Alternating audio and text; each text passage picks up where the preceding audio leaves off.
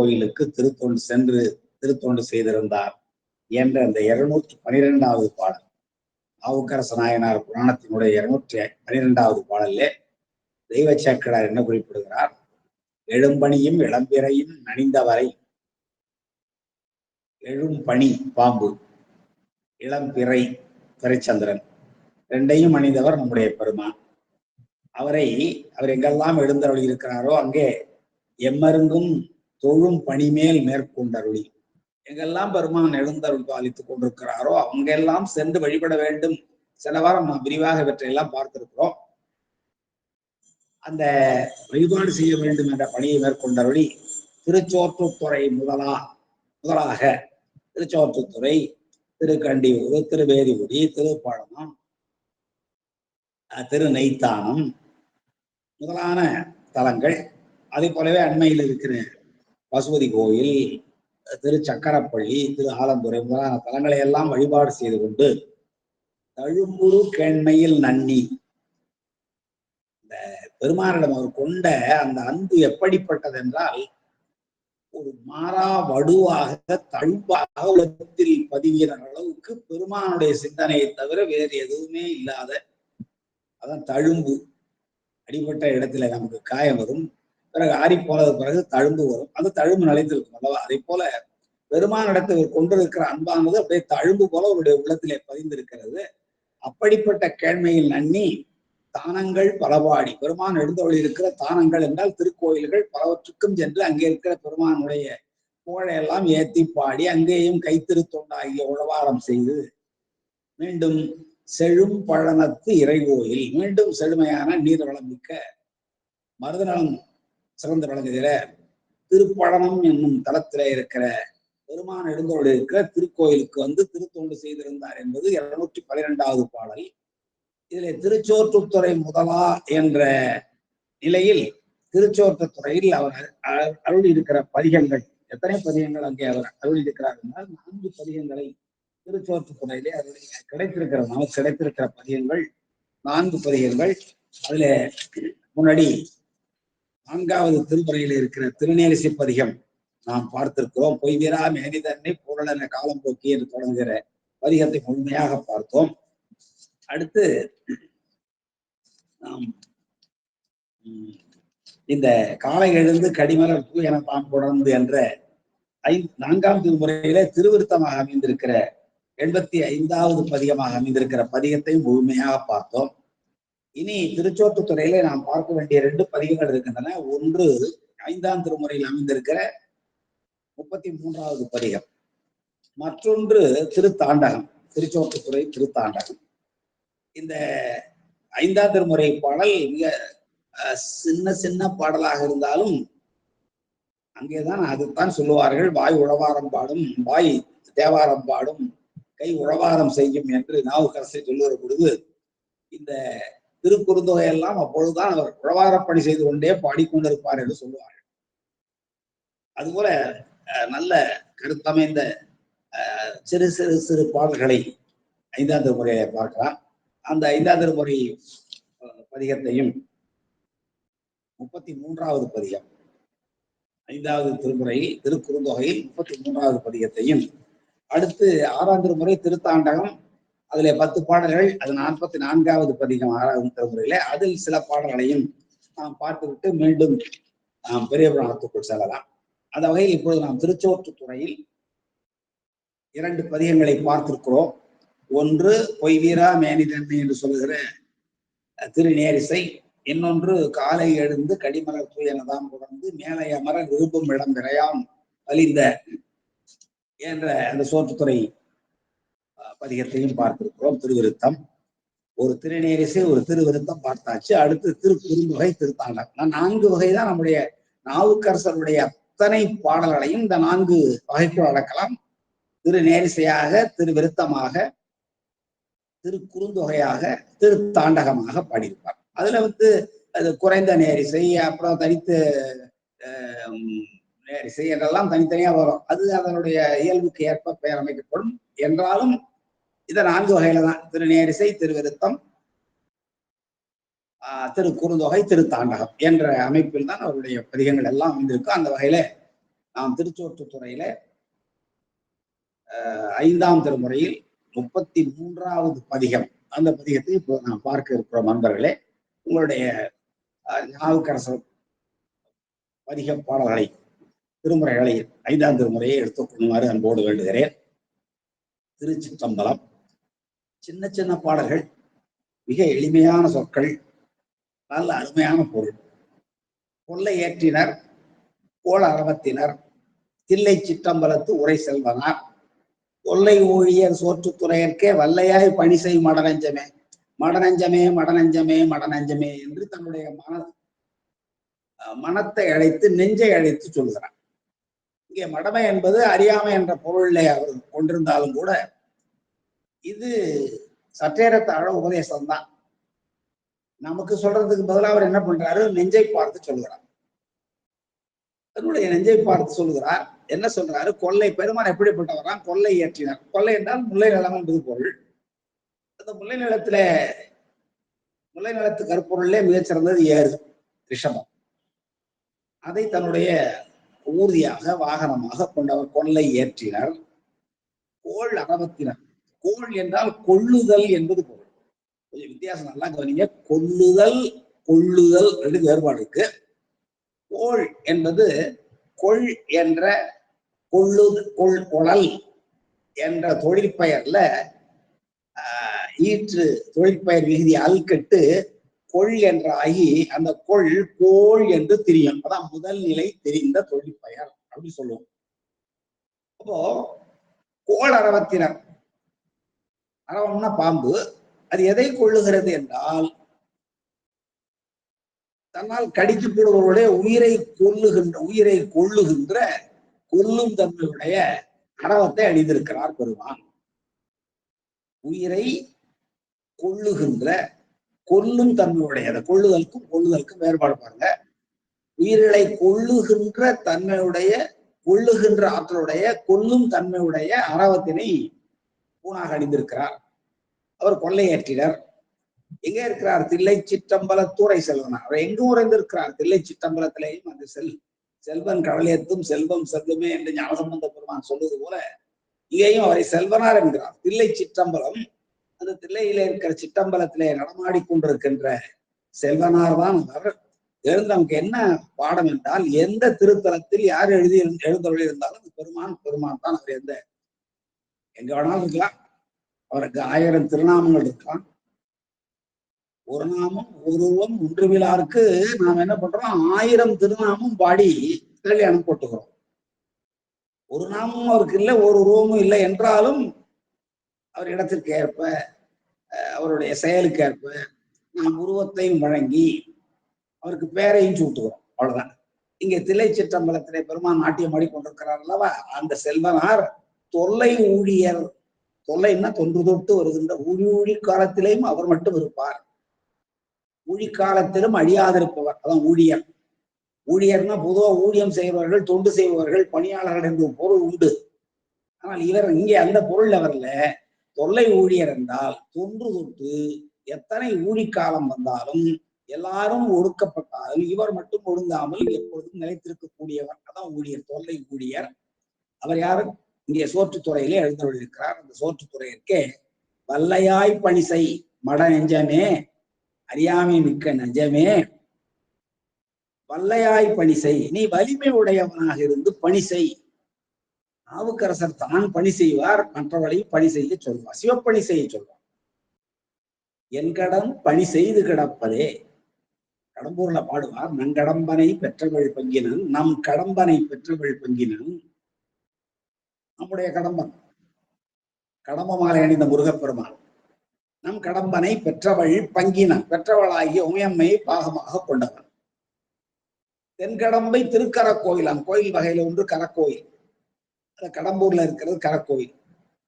அந்த தென்கடம்பை திருக்கரக்கோயிலான் அந்த பெருமானுடைய பணி தன்கடன் அடியேனையும் தாங்குதல். பெருமானுக்கு என்ன வேலைன்னா என்ன காப்பாற்றுவது. என் கடன் நான் என்ன செய்யணும், பணி செய்து கிடப்பதே. நான் எப்போதும் தொண்டு செய்து கொண்டே இருக்க வேண்டும். அதனுடைய எந்த பயனும் கருதாமல், நான் செய்தேன் என்ற பயனும் கருதாமல் இது என்னால் செய்யப்பட்டது என்ற நிலையும் இல்லாமல் தொண்டு செய்வதுதான் என்னுடைய கடமை என்று நாவுக்கரசர் சொல்லுவார் அல்லவா. அதான் இங்க சொல்றாரு, நம்ம எல்லாம் பார்த்து சொல்றாரு, மட நெஞ்சமே என்று தன்னுடைய நெஞ்சத்தை பார்த்து அழைத்து சொல்வது போல இருந்தாலும் நமக்கெல்லாம் உபதேசம்தான். பல்லையாய் பணி செய், நீ வலிமை உடையவனாக திருத்தொண்டு செய், சிவத்தொண்டு செய். யாருக்கு தொண்டு செய்? தொல்லை ஊழியராக விளங்குகிற, ஊழிக்காலத்திலும் அழியாது விளங்குகிற ஊழிதோ ஊழிமுற்றும் உயர் பொன்மொழித்தான் வரை என்று சொல்வாருங்க சுந்தரபுசாமி. அப்படி எத்தனை ஊழிகள் வந்தாலும் எல்லாவற்றிலும் நிலை பெற்று விளங்குகிற சோற்றுத்துறை பெருமான், அவர் தில்லை சிற்றம்பலத்தில் இருக்கிற செல்வன், அவர் கொல்லை ஏற்றை இடமாக உடையவர், கோளரவத்தை அணிகரனாக அடைந்தவர். அவருக்கு நீ வலிமை உடையவனாக பணி செய், சிவப்பணி செய், சிவத்தொண்டு செய் என்று முதற் பாடல்ல நமக்கெல்லாம் உபதேசம் பண்ண, தன்னுடைய நெஞ்சத்திற்கு சொல்வது போல நமக்கெல்லாம் உபதேசம் செய்த நாவுக்கரசர் பெருமான் இரண்டாவது பாடல்ல முத்தியா அதே போல மடநெஞ்சமே மடநெஞ்சமே அதெல்லாம் முன்னாடி கொண்டாந்து வச்சுக்கணும். இந்த பதிகத்தினுடைய மகுடம் தான் மடநெஞ்சம். மடநெஞ்சமே என்று அழைக்கிறார். மடநெஞ்சமே, முத்தியாக ஒரு தவம் செய்திலே, நீ வீடு வேறு பெற வேண்டும் என்றால் தவம் செய்திருக்க வேண்டும். சரியை கிரியை யோகம் எல்லாம் செய்ததற்கு பின்னாலே ஞானம் எய்தி ஞானத்தின் வாயில் வழியாக நீ வீடு பேர் எய்திருக்க வேண்டும். நீ ஒரு தவமும் செய்திலை. இந்த ஒரு தவம் செய்திலை என்பதுல ஒரு மறைஞ்சிருக்கு. ஒரு தவமும் செய்திலை முற்றுமை தொக்கது என்று எழுதுவார்கள் இலக்கண ஆசிரியர்கள். முத்தியாக முத்து என்றாலே விடுதல் என்பது போல், முத்தி என்றாலே விடுதல் என்பது போல். பற்றை விட்டால் வீடு கிடைக்கும், அற்றது பற்றனில் உற்றது வீடு என்று வைஷ்ணவம் சொல்வது போல, முத்து கூட சிப்பிலிருந்து விடுபடுவதுதான் முத்து. சிப்பியிலிருந்து விடுபட்டால் அது முத்து, விடுபடுதல். அப்போ இங்க முத்தி என்றால் நாம் இந்த பற்றுகளை எல்லாம் விட்டதற்கு பிறகு நாம் பெறுகிற பேரு அந்த முத்தி. அப்படி முத்தியாவதற்கு, வீடு வேறு எய்துவதற்கு ஒரு தவமும் செய்திலை. நீ சரியை செய்திருக்கிறியா, கிரியை செய்திருக்கிறியா, யோகம் செய்திருக்கிறாயா, ஞானம் பெற்றிருக்கிறாயா? எதுவுமே செய்யலையே. அது சொல்றார், முத்தியாக ஒரு தவம் செய்திலை, வீடு பேர் ஒரு பொருட்டு ஒரு தவமும் நீ செய்யவில்லை. அத்தியால் அடியார்க்கு ஒன்று அளித்திலை. அத்தி என்பது அருத்தி என்ற சொல்லினுடைய தொகுத்தல் தான் அத்தி. அத்தின்னா அருத்தி, அருத்தின்னா அன்பு, அன்பு பக்தி எனெல்லாம் பொருள். பெருமானுக்கும் அரண் அடியார்களுக்கும் நீ பக்தியால ஒண்ணுமே செய்யலையே.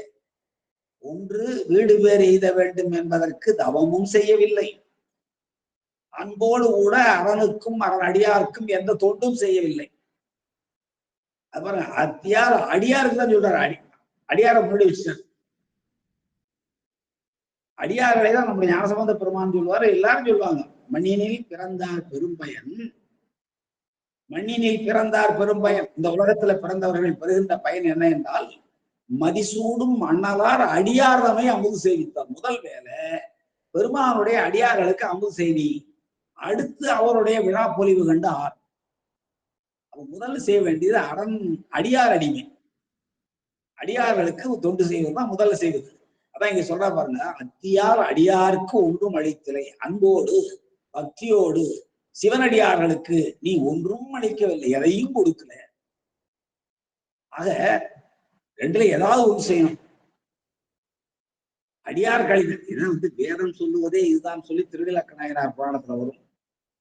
அடியார் கழித்தலும் அரணை வழிபடுதலும் தான் நம்முடைய கடமை, அடியாருடைய கடமை. நீங்க சொல்ற, நீ முக்தி பெற வேண்டும் என்றால் ஏதாவது தவம் செய்திருக்க வேண்டும். சைவத்துல தவம்னா சரிய கிரிய யோகம் ஞானம் தான். சரிய கிரிய யோகம் தான். இல்ல நல்ல சிவதம் தான், நல்ல சிவ யோகம் தான். தானடிய வல்லதனால் என்று வரும் இல்லையா, திருக்கழிச்சுப்படியாங்க. அது போல அத்தியால் அது முக்தி பெறுவதற்கு வழி. ஒரு தவம் ஏதாவது தவம் செய்திருக்க வேண்டும், அதுவும் செய்யல. அன்போடு அடியவர்களுக்கு ஏதாவது செய்திருக்கிறாய் என்றால் ஒன்றும் அளித்தலை, அடியாருக்கு ஒரு வேலை செய்யல. அதை சொல்லிதாங்க முதல்ல அழைக்கிறார் அந்த பெண்ணை நம்முடைய நாவுக்கரச பெருமான், ஞானசம்பந்த பெருமான். அந்த பூம்பாவையினுடைய கலசத்துக்கு முன்னாலே இருந்து அவளை பெண்ணாக்குவதற்காக பாடுகிற போது முதற் பாடல்ல என்ன சொல்றாரு? மட்டிட்ட புன்னையும் பொன்னையும் காணல் மடமையிலை கட்டிட்டம் கொண்டான் கபாலீச்சரம் அமர்ந்தான் ஒட்டிட்ட பண்பின் உருத்திர பல்கணத்தாருக்கு உருத்திர பல்கணத்தார்னா சிவனடியார் அவர்களுக்கு அட்டிட்டல் காணாதே போதியோ அவர்களுக்கு சமைத்து உணவு பரிமாறுகிற மாகேஸ்வர பூஜையை காணாமல் நீ போனாயோ என்று சொல்வதன் வாயிலாக அடியார்களை உபசரிப்பதுதான் முதற்பணி என்று நம்முடைய சைவம் சொல்லுகிறது. அதான் இங்கே அத்தியார் அடியார் கொண்டளித்திலை தொத்து நின்று அலர் சோற்றுத்துறை இருக்க தொத்து தொத்து என்றால் கொத்து நத்தம் மலர்கள் கொத்து கொத்தாக சோலை வளம் மிக்கது அந்த திருச்சோற்றுத்துறை. இதனாலே சோலை வளம் நல்ல நீர்வளம் காவிரி ஆற்றின் நீர்வளம் அந்த நீர்வளத்தாலே நிறைய நிலவளம் அங்க இருக்கிற சோலைகள் வந்து நம்ம முன்னாடியே படிச்ச சோலையும் மணங்கமல் சோற்றுத்துறை உறைவார் சடைமேல் மாலையும் அதிகமன்றோ எம்பிரானுக்கு அழகிதே மாலை மதியமன்றோ எம்பிரானுக்கு அழகிதேன்னா நம்ம பெருமான் ஒரு பிறைச்சந்தனை சூடிக்கொள்வதெல்லாம் அழகு பெறப் போவதில்லை பாம்பை அணிவதெல்லாம் அழகு பெறப் போவதில்லை மதிய அணிவதெல்லாம் அழகு பெறப் போவதில்லை ஆனால் பெருமானுடைய சடாமுடியில் இருப்பதனால் அதையெல்லாம் அழகு பெறுகின்றன என்று நாம் வரும். அதே போல இங்கேயும் பாருங்க தொத்து நின்று கொத்தாக மலர்கள் பூத்து நின்று மலர்கின்ற சோலைகளில் மலர்கின்ற சோற்றுத்துறையருக்கு அப்படிப்பட்ட சோலை வளமுடைய சோற்றுத்துறையருக்கே பக்தியாய் பணி செய் நீ பக்தியாக உள்ளன்போடு பணி செய்.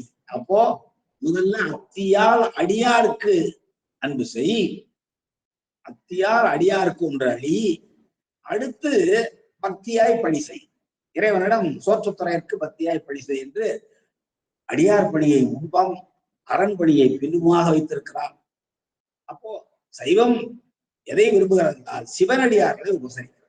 எந்த பாடல்களாக பாருங்க நான் முதல்ல சொன்ன மாதிரி மணிநீர் பிறந்தான் பெருமையனா இருந்தாலும் ஒட்டிட்ட பண்பின் உருத்திர பல்கணத்தாருக்கு அட்டிட்ட காணாதே போதியோ என்று சொன்ன பாடலாக இருந்தாலும் இந்த பாடல் அப்படிதான் சொல்லப்படுகிறது. இன்னும் நிறைய பாடல்கள்ல அந்த அடியார்களுக்கு பெருமான் எப்படி அருள் செய்ய விரும்புகிறார் என்றால் இன்னொரு பாடல் கூட நீங்க பார்த்திருக்கலாம்.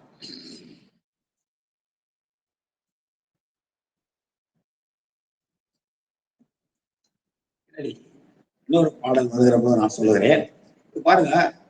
அடுத்தது இந்த பாடல் புரிய நினைக்கிறேன். புத்தியாக உருதமும் செய்திலை நெஞ்சத்தை பாரு சொன்னார் மட நெஞ்சமே இன்னும் அறியாமையில் மூழ்கி கிடக்கிறாயே நீ என்ன அதுல இருந்து விடுபட்டு வர வேண்டும் என்றால் முத்தியாக ஒரு தவமும் செய்யவில்லையே முத்தி பெற வேண்டும் என்றால் எந்த தவமும் செய்யலையே அன்போடு பக்தியோடு அடியாருக்கு ஒன்றும் அளிக்கவில்லையே இதுல இருந்து என்ன தெரியுது முக்தி பெற வேண்டும் என்றால் தவம் செய்ய வேண்டும் அதோடு அரண் அடியார்களுக்கு அளிக்க வேண்டும். யாருக்கு அடுத்த என்ன சொல்றாரு தொத்து அலர் நின்ற தொத்து நின்று அலர் கொத்து கொத்தாக நின்று பூக்கள் மலர்கின்ற சோற்றுத்துறையற்கே பக்தியாய் பணி செய் பக்தியோடு பணி செய் என் கடன் பணி செய்து கிடப்பதே என்பது போல பக்தியோடு பணி செய் பக்தியும் பணியும் இணைந்திருக்க வேண்டும் என்று சொன்னார். அடுத்த மூன்றாவது பாடல்ல ஒட்டி நின்ற உடல் ஒரு நோய்வினை ஒட்டி நின்ற உடல் ஒரு நோய்வினை நம்ம உடல்ல ஒட்டிட்டே நிக்குது எது பிறவிங்கிற ஒரு நோய் என்று கொள்ளலாம். இன்னும் அத்துவிதமாய் பிரிப்பின்றி இருக்கிறது வினைகள் கொள்ளலாம்.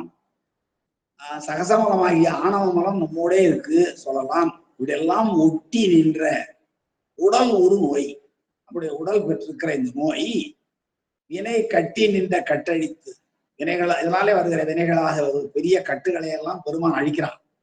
கட்டழித்து கட்டி நின்ற கழிந்து அவை போயற அவையெல்லாம் போய் தொலைய தொட்டு நின்றும் அச்சோற்றுத்துறையற்கே பெருமானை எப்பொழுதும் வழிபாடு செய்து கொண்டு மனத்தால் தொட்டு மனம் மொழிமைகளாலே எப்பொழுதும் பெருமான் நினைந்து கொண்டு பட்டியாய் பணி செய் மடரஞ்சமே பட்டியாய் பணி செய் பட்டின்னு சொன்னா மிளா அடிமை மிளா அடிமை உமக்கே ஆளாய் என்று நம்முடைய அந்தியாரம் போடுவார் அல்லவா அது போல அவர் தோழமை உணர்வோடு பாடுறார்.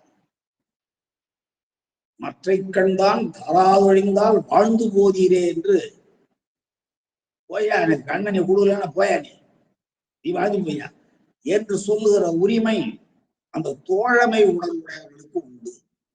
பெருமான்கிட்ட போய் நாமும் கோயில போய் நின்று எனக்கு நீ செய்யவில்லைன்னு போயா என்னால சொல்ல முடியாதுன்னு சொல்லவும் கூடாது.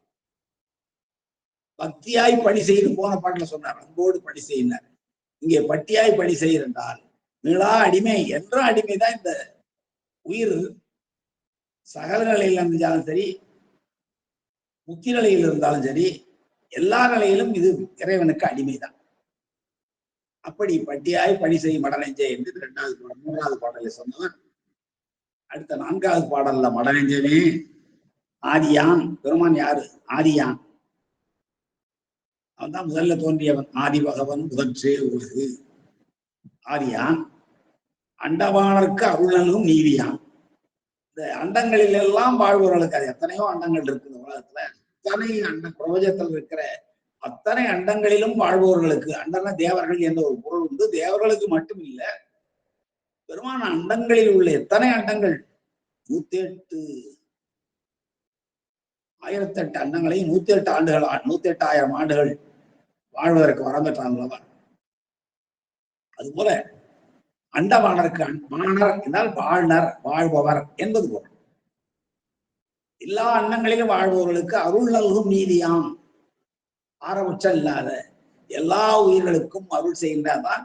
எத்துணையும் எதுவுறாத உயிரும் தம்முயிர் போல் ஒத்துவருமை உவக்கின்றார் யாவர் என்று அடியார்கள் சொன்னாரா. ஆனா இங்க பெருமானுடைய இயல் தான் நம்முடைய அடியார்கிட்ட இருக்கும். ஆதியான் அண்டவானருக்கு அருள் நல்கும் நீதியான்.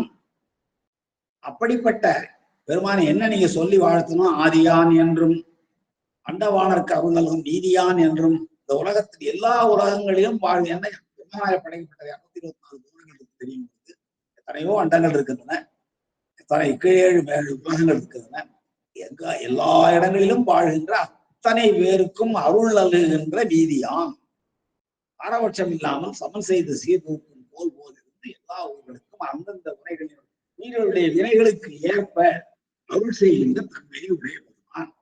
அப்படி என்றும் இந்நலனே என்றும் பலங்களே இல்லாதவனே என்றும் சோதியான் என்றும் ஒளிவடிவாக விளங்குகிற பெருமானே என்றும் சோற்றுத்துறையற்கே வாதியாய் பணி செய் மடநெஞ்சமே. சோற்றுத்துறையற்கே வாதிப்பவனாக, சோற்றுத்துறை என்னும் பெருமானுடைய புகழை சொல்பவனாக, வாதித்தல் என்றால் சொல்லுதல், சொல்பவனாக மடநெஞ்சமே நீ பணி செய்வாயாக என்று நெஞ்சத்துக்கு மீண்டும் மீண்டும் சொல்கிறார். நீ பணி செய், பணி செய். எப்படி? வல்லையாய் பணி செய் ஒரு பாடல்ல, வலிமையுடையவனாக இருந்து நீ பணி செய், நெஞ்சத்தை பார் சொல்கிறார். இன்னொரு பாடல்ல பக்தியாய் பணி செய், இன்னொரு பாடல்ல பட்டியாய் பணி செய். மீளா அடிமையாக இருந்து நாம் மீளா அடிமை என்பதை உணர்ந்து பணி செய். பெருமானுக்கு பணி செய்வதனால நான் பெரியாள் என்ற கர்வ உணர்வு தோன்றிவிடக் கூடாது. அதான் இங்க பட்டியாய் பணி செய்தல். அப்புறம் வாதியாய் பணி செய்தென்றால் பரமனுடைய புகழையே வாதிப்பவனாக, பெருமானுடைய புகழையே வாதிப்பவனாக சொல்பவனாக இருந்து பணி செய். பணி செய்கின்ற பொழுதும் கூட, அதான் நம்முடைய இவர் பணி செய்கின்ற பொழுது பாடியதுதான் இந்த திருமுறைகள். அப்படி வாதியாய் பணி செய் மடநெஞ்சமே என்று 4வது பாடல்ல வேண்டிக் கொண்டவர் 5வது பாடல்ல சொல்கிறார். ஆட்டினாய். பெருமான் எல்லாவற்றையும் ஆட்டு வைக்கிறவன் தானே. ஆட்டு வைத்தால் யார் ஒருவர் ஆளாதார். எல்லாரையும் இயக்குபவன் பெருமான் தான், எல்லாவற்றையும் இயக்குபவனும் பெருமான். அப்படி ஆட்டினாய், எல்லாவற்றையும் யாவற்றையும் ஆட்டுவிக்கின்ற தன்மையுடையவன். அடியேன் வினையாயின ஓட்டினாய். என்னுடைய வினை ஆயின, ஆயினா முழுவதும் வினை. வினை ஆயின என்ற பன்மையினாலே இந்த வினை என்பது ஒன்று இல்லை, எல்லாத்தையும் சேர்த்து சஞ்சீதமாக இருக்கலாம், அனுபவித்துக் கொண்டிருக்கிற பிராரத்தமாக இருக்கலாம், பிராரத்தத்தின் முழு நாம் குவிக்கின்ற ஆகாமியமாக இருக்கலாம். ஆக ஆயின என்ற பன்மையினாலே முன்னாடி சொல்லப்பட்டிருக்கிற வினை என்பது பன்மையாக நாம் கொள்ள வேண்டும். அடியேன் வினை ஆயின ஓட்டினாய். என்னுடைய வினைகள் எல்லாவற்றையும் தீர்த்து கட்டினாய், ஒழித்தாய். ஒரு காதில் இளங்குவன் தோட்டினாய். தோளுடைய செவியன், ஒரு காதிலே விளங்குகின்ற தோடை அணிந்த பெருமானே என்று சோற்று துறையற்கே நீட்டி அன்பை பெருமானிடத்து அளவு கடந்து செலுத்தி நீ பணி செய்வாயாக என்று நெஞ்சத்துக்கு கட்டளை இடுகிறார் நம்முடைய பெருமான். இப்போ அவர் நெஞ்சத்துக்கு சொல்றாரா என்றால் நிச்சயமாக அவர் செய்து கொண்டே இருக்கிறதுனாலே அவர் நெஞ்சத்துக்கு சொல்ல வேண்டிய அவசியம் இல்லை. தன்னுடைய நெஞ்சிற்கு சொல்வது போல உலகத்திற்கு உபதேசமாக நாம் இவற்றை கொள்ள வேண்டும். அடுத்து பாருங்க, மடநெஞ்சமே பாட்டு எண் 6. மடநெஞ்சமே பொங்கி நின்று எழுந்த கடல் நஞ்சினை பங்கி உண்டதோ தெய்வம் உண்டோ. இந்த உலகத்துலங்க பொங்கி நின்று எழுந்த கடல் நஞ்சு பார்க்கடலை கலைகிறார்கள் அரக்கர்களும் தேவர்களும். மத்தாளமலையை மத்தாக போட்டு வாசுகியை நானாக கொண்டு திருப்பார்கடலை கடைகிற பொழுது தேங்குகிற தாங்குவதற்கு கீழே அமைவோட்டை எல்லாம் போட்டு கடைகிறார்கள்.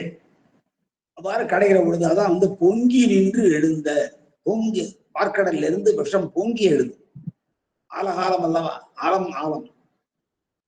அப்படி பொங்கி எழுகின்ற 2 நஞ்சு, அந்த கடல் நஞ்சினை, பார்க்கடல்ல எழுந்த நஞ்சினை பங்கி உண்டதோ, பங்கி ஏன்னா தான் வாங்கி விரும்பி வாங்கி உண்டது. இந்த உலகத்துல ஏதாவது ஒரு தெய்வம் இருக்கா? திருமால் ஓடுறாரு, பிரபன் ஓடுறான், எல்லா அலறி அடிச்சுட்டு ஓடுறான். தேவா இந்திராதி தேவரெல்லாம் அலறி ஓடுகிறார்கள். அந்த நஞ்சினுடைய வெப்பத்தை, கொடுமையை, ஆற்றலை யாராலும் தாங்க முடியவில்லை. ஆனால் நம்முடைய பெருமான், அது உங்களுக்கு எல்லாம் வேண்டாண்டா, பங்கி, இப்படி கூட பொருள் சொல்லலாம், பங்கி உள்ளதோடு என்றால் வேறு யாருக்கும் பங்கில்லை, நான் ஒருவரே உண்ணுகிறேன் என்று விரும்பி வாங்கி உண்றாராம். அப்படி பங்கி உண்டதோ ஒரு தெய்வம் உண்டோ, சொலாய் நெஞ்சமே சொல். சொலா என்ன முன்னிலை ஏவல் வினைமுற்று, சொல்வாயாக. நம்ம எதிர்மறையா கொள்ளக்கூடாது. சொலாயினா இப்ப தலையே நீ வணங்காய் என்றால் வணங்கு என்பதுதான் பொருள். ஆய் என்பது முன்னிலை ஏவல் வினைமுற்று. தலையே நீ வணங்காய்னா சரி சரி நீ வணங்க வேண்டாம் என்பது பொருள் இல்லை. வணங்கு. ஆய் என்பது முன்னிலை ஏவல் வினைமுற்று. தலையே நீ வணங்கு.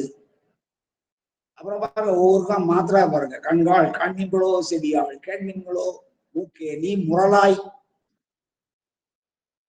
அந்தந்த பொறிகள் என்ன செயலை செய்யுமோ அந்த செயலெல்லாம் பெருமானோடு தொடர்புடையதாக, பெருமானை சொல்வதாக இருக்க வேண்டும் என்பதுதான் பொருள். அதுபோல பொங்கி நின்று எழுந்த கடல் நஞ்சினை பங்கி உண்டதோர் தெய்வம் உண்டோ, ஏன்னா இல்லைங்கிறது தான் பொருள். இந்த ஓகாரம் எதிர்மறை பொருளை தந்து இல்லை என்ற விடையை நமக்கு தருகிறது. சொலாய் சொல்வாயாக.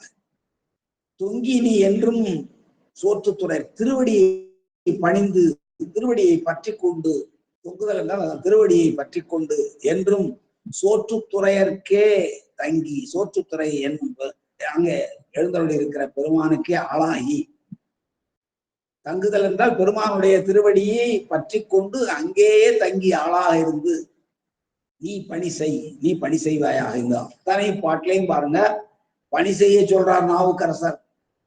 எப்படியெல்லாம் பணி செய்ய வேண்டும் என்றால் நன்றாக நினைவுபடுத்தி பாருங்கள். வலிமையாக பணி செய், உன்னுடைய மனத்தை திடப்படுத்தி கொண்டு, இதை தவிர எனக்கு வேறு பணி இல்லை, சிவப்பணியை தவிர வேறு எப்பணியும் எனக்கு இல்லை என்று மனதை திடப்படுத்தி கொண்டு வலிமைப்படுத்தி கொண்டு செய். பக்தியாய் பணி செய், அன்போடு செய். வலிமைப்படுத்தி கொண்டு செய்கிற பொழுதும் அங்கே பக்தி வேண்டும், அன்பு வேண்டும், அருள் வேண்டும். அப்படி பணி செய். பட்டியாய் பணி செய்யணும்னா நான் எப்பொழுதும் பெருமானே உனக்கு அடிமைதான் என்ற அந்த உணர்வோடு பணி செய். நான் பணி செய்வதனாலே நான் உயர்ந்தவனாய் ஆகிவிட முடியாது. பெருமான் தான் உயர்ந்தவன், நான் உன்னுடைய அடிமைதான் என்ற உணர்வோடு பணி செய். பாதியாய் பணி செய் என்றால் பெருமானுடைய புகழை சொல்லிக் கொண்டே பணியை செய். பணியை செய்கிற பொழுதும் பெருமானுடைய புகழை, ஆற்றலை, கருணையை எல்லாவற்றையும் சொல்லிக்கொண்டே பணி செய்வாயாக என்கிறார் 4வது பாடல்ல. 5வது பாடல்ல அந்த அன்பை தொடர்ச்சியான நீண்ட அன்பா நீட்டி நீ பணி செய் என்றால் உன்னுடைய அன்பானது தொடர்ந்து நீண்டு இருக்கிற அன்பாக கொண்டு பணி செய்வாயாக. பேரன்பு கொண்டு பணி செய் என்பது பொருள். அடுத்து தங்கி பணி செய் என்றால் பெருமானுடைய திருவடியை பணிந்து கொண்டு, தொங்குதல் என்றால் திருவடியை பணிதல், திருவடியை பணிந்து கொண்டு அதிலேயே ஆளாக நின்று அதை விட்டு விலகாமல் பணி செய்வாக என்று சொல்கிறார். அடுத்த 7வது பாடல்ல அணி போல நீ ஆற்ற வலியைதான். நீ மனமே, மனத்தை சொல்றார். மடநெஞ்சமே மடநெஞ்சமே என்கிறத முதல்ல கொண்டு வந்து வச்சுங்க உரை செய்யற போது. இது இளமையான நெஞ்சம் பொருள் சொல்ல, அவரு அறியாமை மிக்கது, அதை அறிவுறுத்துகிறார். இப்படியெல்லாம் செய்யுங்கள். நெஞ்சமே, மடம் என்ற சொல்லுக்கு இளமை என்ற பொருள் உண்டு, அறியாமை என்ற பொருள் உண்டு. என்னுடைய நெஞ்சமே, ஆணி போல நீ ஆற்ற வலி, நீ ரொம்ப உறுதியானவன், அது சந்தேகமே இல்லை. நெஞ்சே உனக்கு உறுதி இருக்கிறது.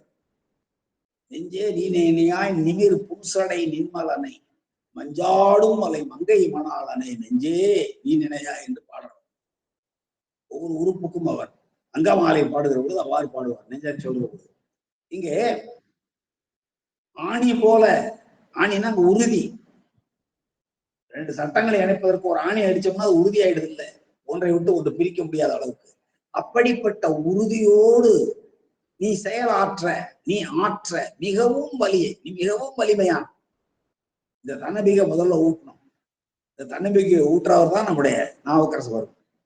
நாவுக்கரசர் நான் செய்த சமூக தொண்டு என்ன என்றால், நமக்கு இப்படியெல்லாம் உபதேசம் செய்கிற பொழுதே நீ சாதாரண ஆள் இல்லையா, அப்படியெல்லாம் நம்ம ஒரு தன்னம்பிக்கையை ஊட்ட வேண்டும். தன்னம்பிக்கையை ஊட்டுகிற பொழுதுதான் வெற்றியை சாதிக்க முடியும். ஜப்பான் நாட்டு குழந்தைகளை தன்னம்பிக்கையை ஊட்டித்தான் உலகில் மிகச்சிறந்த அறிவாளர்களாக, திறனாளர்களாக, வீரர்களாக, அறிவியல் ஞானிகளாக மாற்றுகிறார்கள். மிக இன்றியமையாத வகுப்பறையில் ஆசிரியர் பாடம் தொடங்குவதற்கு முன்னாலே சொல்லுகிற அறிவுரை என்ன என்றால், நீ மிக வலியவன், உன்னால் முடியும், உன்னால் முடியும். முதலத்தான் ஆரம்பம், உன்னால் முடியும். இரண்டாவது, உன்னால் மட்டுமே முடியும். எவ்வளவு வலியுறுத்துறான் பாருங்க. உன்னால் முடியும். ஒரு ஆசிரியர் தன்னுடைய மாணவர்களை வகுப்பறையில் பார்க்கிற பொழுது உன்னால் முடியும் என்று ஆரம்பிக்கிறார். பையனுக்கு நம்பிக்கை வருது. அடுத்து பாருங்க, உன்னால் மட்டுமே முடியுங்கிறார். ஓ, நாம் அவ்வளவு வலிமையானவனா? அடுத்து மூன்றாவதாக, உன்னால் முடியவில்லை என்றால் இந்த உலகத்தில் எவனாலும் முடியாது என்றார் ஆசிரியர். எந்த அளவுக்கு மாணவர்களை நம்பிக்கை உடையவர்களாக அந்த ஜப்பான் நாட்டு ஆசிரியர்கள் உருவாக்குகிறார்கள் என்று நாம் ஒப்பிட்டு பார்க்க வேண்டும். அதுபோல இங்கேயும் நமக்கு நம்பிக்கையை உண்டாக்குகிறார். ஆணி போல நீ ஆற்ற வலியை காண். நீ ரொம்ப வலிமையானவன். அதே போல ஆணியை போல, இரு பொருள்களை இணைத்து சேர்க்கிற வலிமை மிக்க ஆணியை போல நீ மிகவும் ஆற்ற வலியை காண். மிகவும் வலிமையானவன். ஏணி போல் இழிந்து ஏறியும் ஏங்கியும் போகாத. வீணாக்கிடாத. இந்த ஏணி என்ன பண்ணணும்? ஏற்றி விடும், இறக்கி விடும், ஏற்றி விடும், இறக்கி விடும். அது போல நீ துன்பத்திலும் இன்பத்திலும் தத்தளிக்காத, மாட்டிட்டு முடிக்காத. இன்பம் வந்த பொழுது ஓடு மகிழ்வதும், துன்பம் வந்த பொழுது தோண்டு போவதும் ஆகிய இந்த ரெண்டு செயலையும் செய்யாத. செஞ்சின்னா நீ ஆணியை போல் வலிமை உடையவனாக விளங்க முடியாது. எனவே ஆணி போல நீ ஆற்ற வலியை காண் என்பதை உறுதிப்படுத்த வேண்டும் என்றால், ஏணி போல் இழிந்துன கீழே இறங்கி, ஏறியும் ஏங்கியும் செய்யாத. துன்பம் வந்த பொழுது ஏங்கி போயிடும், இன்னும் வந்த பொழுது அப்படியே மகிழ்ந்தான். இன்பத்துள் இன்பம் விளையான், துன்பத்துள் துன்பம் உறுதல் இளன் என்பார்கள். அவன் இருவினை. இன்பத்துள் இன்பம் விளையான். இன்பம் வந்த நேரத்தில் அந்த இன்பத்தையே அனுபவிக்க வேண்டும் என்ற விளைவு இல்லாதவன் எவனோ அவன் துன்பத்தில் துன்பம் உறுதலும் இல்லை. சித்தாந்த கோட்பாடுகளை நம் வள்ளுவர் பெருமான் எவ்வளவு தெளிவா சொன்னார். இருவினை இருள் சேர் இருவினையும் சேரா இறைவன் பொருள் சேர் புகழ் புரிந்தார் மாட்டு என்று தொடக்கத்திலேயே தொடங்கி விடுவான். மயக்கத்திற்கு காரணமாக விளங்குகிற ரெண்டு வினைகளும், நல்வினையும் தீவினையும், நம்முடைய பிறப்புக்கு காரணம். அது ரெண்டுமே சேராது. யாரிடம்? இறைவனுடைய பொருள் சேர் புகழ் புரிந்தவர்கள் யாரோ, இறைவனுடைய புகழ்தான் பொருள் சேர் புகழ். அதை இடைவிடாமல் யாரும் சிந்தித்துக் கொண்டிருக்கிறார்களோ, சொல்லிக் கொண்டிருக்கிறார்களோ, செய்து கொண்டிருக்கிறார்களோ அவர்களை இருவினையும் சேராது. அதுபோல இங்கே ஆணி போல நீ ஆற்ற வலியை, ஆற்றன மிகவும் மிகவும் வலிமையானவன். அப்படிப்பட்ட வலிமையானவனாக நீ துன்பத்தில் இறங்கியும் இன்பத்தில் ஏறியும் வீணாகிவிடாதே. ஆனால் இதுல இருந்து காப்பாற்றுறதுக்கு ஒரு ஆள் நமக்கு இருக்கிறார். தோணியாகிய சோற்றுத்துறையற்கே, அது எவ்வளவு பெரிய கடலாக இருந்தாலும் சரி, துன்பக் கடலாக இருந்தாலும் சரி, பிறவிக்கடலாக இருந்தாலும் சரி, அதிலிருந்து நம்மை கரையேறு ஏற்றுவதற்கு தோணியாக ஒருவர் இருக்கிறார். அவர்தான் சோற்றுத்துறையிலே எழுந்தவர்கள் இருக்கிற பெருமான் ஓதன வனேஸ்வரர், சோற்றுத்துறைநாதர். அந்த செய்தி சொல்றார். தோணியாகிய சோற்றுத்துறையற்கே பூணியாய் பணி செய். பூணுதல் என்றால் கொள்ளுதல். அடிமையாகும். அடிமை பூண்டு நீ அடிமையாகி, பூணியா என்றால் அடிமையாகி, பூணுதல் தான் பூணி. பூணும் நூல் தான் பூணூலாகிறது. அடிகாரங்களை பூண்கள் என்று சொல்வார்கள். அதுபோல் நீ அடிமைத்தன்மையை உன்னுடைய அணிகலமாக பூண்டு கொண்டு பூனியாய் பணி செய். பெருமானுக்கு நீ அடிமையாக இருந்து பணி செய். நீ ஆணை போல வலிமையானவன், மிக வலிமையானவன். துன்பத்தில் துவண்டு விடாதே, இன்பத்தில் மகிழ்ந்து ஏறி விடாதே. பிறவி என்னும் பெருங்கடலை கடப்பதற்கு, துன்பம் என்னும் வாழ்க்கை கடலை கடப்பதற்கு தோணியாக பெருமான் இருக்கிறார். பெருமான் தோணியப்பர். இங்கே தோணியாகிய சோற்றுத்துறையற்கே புனியாய் பணி செய்ய, அடிமை பூண்டு நீ பணி செய்வாயாக என்று தன்னுடைய நெஞ்சத்திற்கு அறிவுறுத்துவதாக உலகத்திற்கு அறிவுறுத்துகிறார். அடுத்த பாருங்க, 8வது பாடல்ல பெற்றம் ஏறியன் பேய் படையாகில், இதெல்லாம் பெருமானுக்குள்ள அடையாளங்களை சொல்கிறார். பெற்றம் ஏறுதல் தான் பெருமானுடைய இயல்பு. பெற்றம் என்பது ரிஷபம், இடபம், சே காளை. பெற்றம் ஏறில் என் என்றால் ஏறுவதனால் என்ன பயன் சொல்ல? பெற்றம் அவருடைய வாகனம். ஏறிலன் பேய் படையாகிலன், பெருமானோடு சூழ்ந்து எப்பொழுதும் ஆடிக்கொண்டிருப்பது பேய்களும் பூதங்களும் தானே. இந்த பேய் நல்ல பேய், காரைக்கால் அம்மையார் போன்ற வானும் மண்ணும் வணங்கும் தன்மையுடைய பேய். அதான் பெருமானோடு 18 கடங்கள்ல அது ஒன்று. 18 கடங்களும் ஏத்தவும் படுமே என்பார் பாரதம் பாடிய பெருந்தேவன். 18 கடங்களாலும் போற்றப்படுகிற ஒரு தலைவன் இருக்குன்னா பெருமான் தான். எல்லாம் பெருமானோடு சூழ்ந்திருக்கிற கணங்கள்.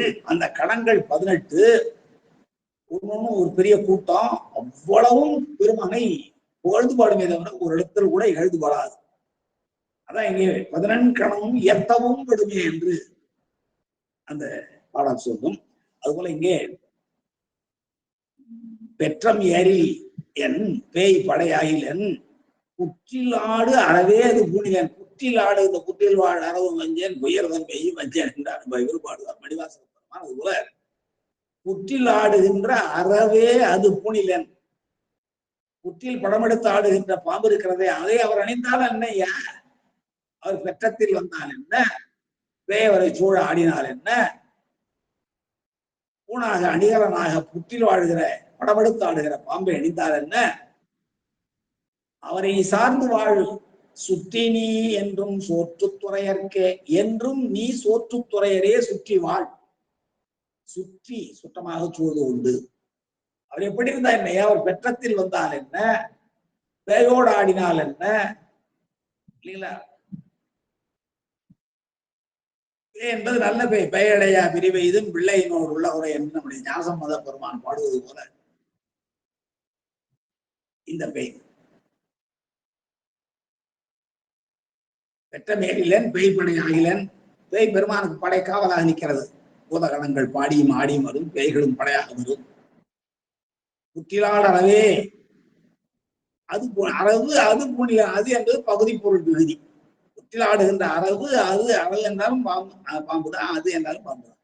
அதை அவர் அணிகலனாக அணிந்தால் என்னையா? நீ அவரை சுற்றி சார்ந்து வாழ்.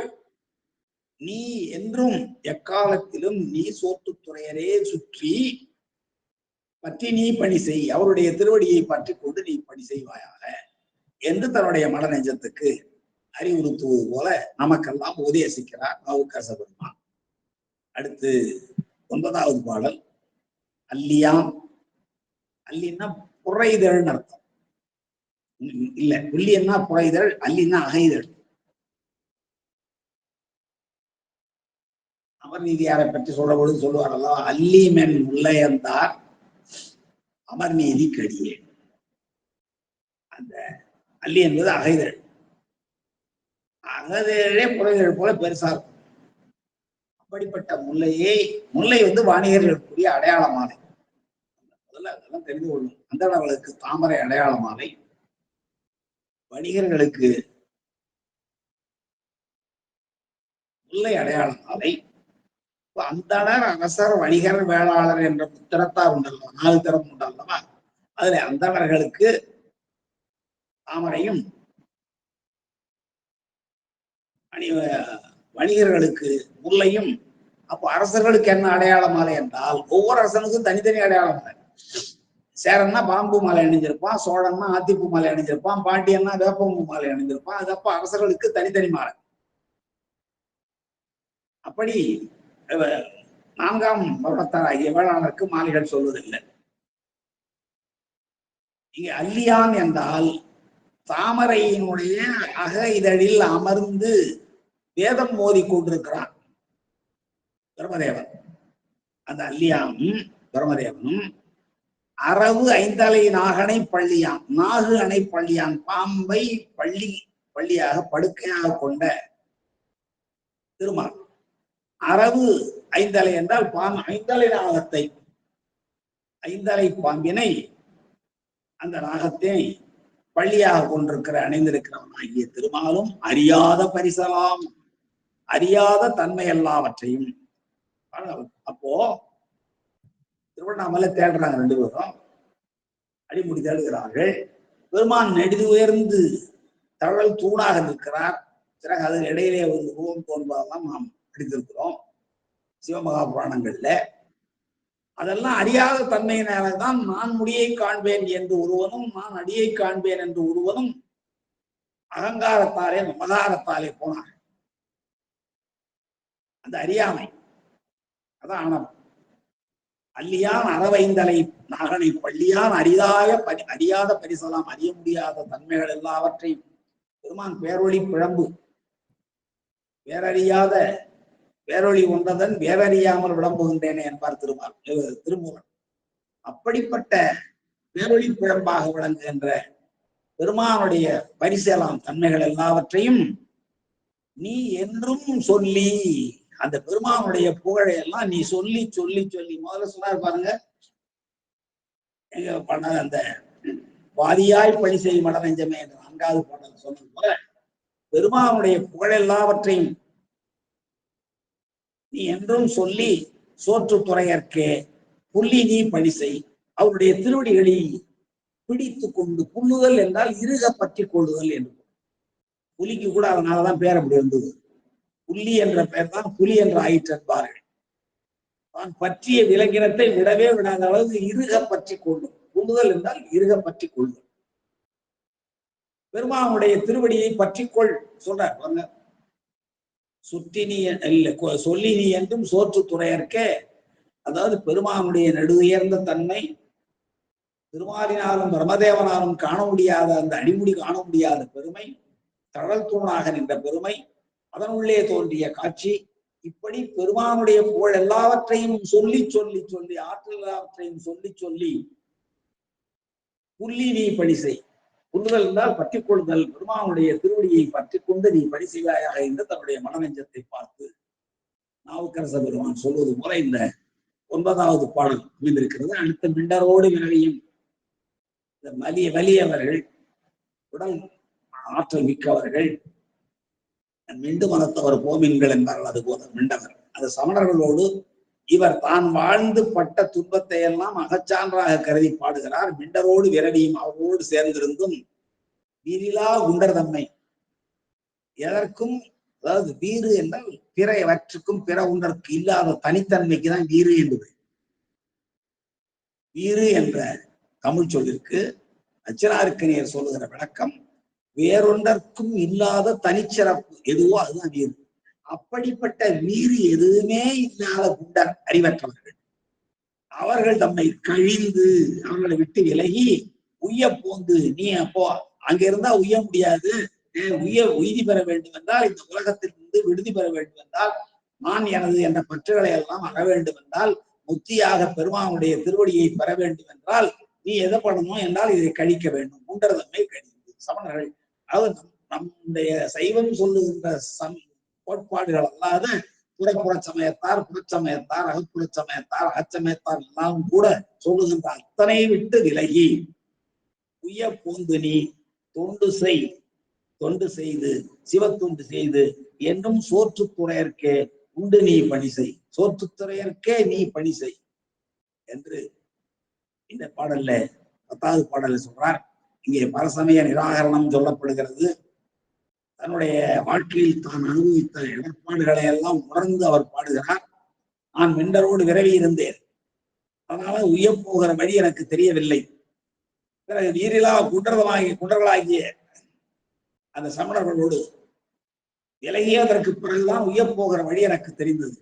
எனவேதான் நீங்கள் குண்டர் தம்மை கழிந்து உய்யப்போந்து, உய்தல் என்றால் விடுதி பெறுதல், வீடு பெறுதல், இப்பிறவியிலிருந்து நாம் கடலில் நீந்துதல். அப்படி பொய்ய போந்து நீ தொண்டு செய்து, அப்பவும் கூட பெருமான் ஞானசம்பந்த நாவுக்கரசர் எதனாலே வெற்றி பெறுகிறார் என்றார், எந்த நிலையிலும் தொண்டு செய்ய மறக்காதவர். திருவாரூர்ல போய் கேட்க போறார் தொண்டர்களை பார்த்து, அது பின்னாடி பார்க்கிறோம். இங்கே தொண்டு செய்து என்றும் தோற்றுத்துறையற்கே நீ என்றும் தொண்டு செய்து உண்டு பணி செய் என்று இந்த 10வது பாடலில் சொன்னவர் 11வது பாடல வழக்கம் போல ராவணனுடைய கொடுஞ்செயலையும் பெருமான் அடர்த்ததையும் பிறகு அருள் செய்ததையும் இங்கே குறிப்பிடுகிறார். வாழ்ந்தவன் பலிவான் அரக்கன். அது எப்படி மாற்றணும்? வாழ்பலி வாழ்ந்தவன் அரக்கன். வாழ்வலியின் தன்மையினாலே அரக்கன் வாழ்ந்தவன் அப்படின்னு சொல்லலாம். வாழ்வலியினாலே தன்னுடைய தோல்வலியையும் வாழ்வலியும் மட்டுமே அவன் நம்பினானே தவிர இந்த ரெண்டையும் அழிக்கின்ற ஆற்றல் மிக்க ஒரு பேராற்றல் ஒன்று இருக்கிறது, கையிலே அமர்ந்திருக்கிறது என்பதை புரியாத அரக்கன். இதுதான் வாழ்வலி அரக்கன். அது வாழ்ந்தவன், அந்த வாழ்வலியை கொண்டே வாழ்ந்தவன் அரக்கன்.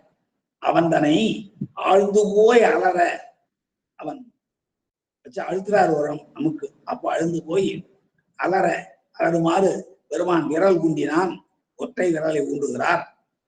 அப்போ சூழ்ந்த பாரிடம் சோற்றுத்துறை இருக்க. பாரிடம் என்றால் அந்த பூதகணங்கள் அவையெல்லாம் பெருமானை சூழ்ந்து கொண்டு எப்பொழுதும் ஆடிக்கொண்டும் பாடிக்கொண்டே இருக்கின்றன. அப்படிப்பட்ட சோற்றுத்துறையற்கே தாழ்ந்து நீ பணி செய். தாழ்ந்துத சைவம் சமயம் உணர்த்துகிற உண்மையா நாங்க வாழ்வனும் ஐயர் விட்டு வறுமையாம் சிறுமை தப்பி தாழ்வனும் தன்மையோடு சைவமாம் சமயம் சாரும் ஊழ் பெறல் அறிந்து. தாழ் அதான் என்கடன் பணி செய்து கிடப்பது. தாட்சி என்பது ரொம்ப இனிமையாது. சைவம் அதை மிக அருமையாக உணர்த்துகிறது. அதனால அடியார்க்கடியை சொல்லார். பெருமானுடைய தோழமைத்தன்மை பெற்ற சுந்தரமூர் சுவாமிகள் அடியார்க்கடியேன் என்று சொல்கிறார் என்றால் இவ்வளவு சிறப்பு. இங்கே பாரிடம் சோற்றுத்துறையற்கேன், பாரிடம் சூழ்ந்த உதகலங்கள் சூழ்ந்து எப்பொழுதும் ஆடிக்கொண்டும் பாடிக்கொண்டும் இருக்க சோற்றுத்துறையற்கே நீ தாழ்ந்து பணி செய். தாழ்வனும் தன்மையோடு சைவமும் சமயம் சார்ந்திருப்பதனாலே பணி செய்வாயாக என்று தன்னுடைய மனரஞ்சத்துக்கு அறிவுறுத்துவது போல இந்த பாடல் அமைந்திருக்கிறது. இப்படி அடியவர்களுக்கு அடிமை போகும் சிறப்பினை இந்த பாடல்கள் நாம் எந்தெந்த பாடல்கள்லாம் பார்த்தோம்னு பார்க்கிறோம். பல பாடல்களிலே திருவடியை பணிந்து பணி செய்ய என்று பெருமானுடைய சிறப்பையும் அரணுக்கு பணி செய்வதையும், சில பாடல்களிலே அடியார்களுக்கு பணி செய்வதையும் நம்முடைய நாவுக்கரச பெருமான் இந்த பதியத்துல சொல்றார். 6வது பாட்டீங்கன்னா பாத்தீங்கன்னா தெரியும். பொங்கி நின்று எழுந்த கடல் நஞ்சினை பங்கி உண்டதோ தெய்வம் உண்டோ சோவாய் தொங்கினி என்றும் சோற்றுத்துறையற்கே தங்கி பெருமானுடைய திருவடியை பணிந்து அடநஞ்சமே நீ வழிபாடு செய்கிறார், அடிமை பூண்டு வழிபாடு செய்கிறார். இப்போ நம்முடைய இதை போன்ற கருத்தை நாம் பல இடங்களிலே பார்க்கிறோம்.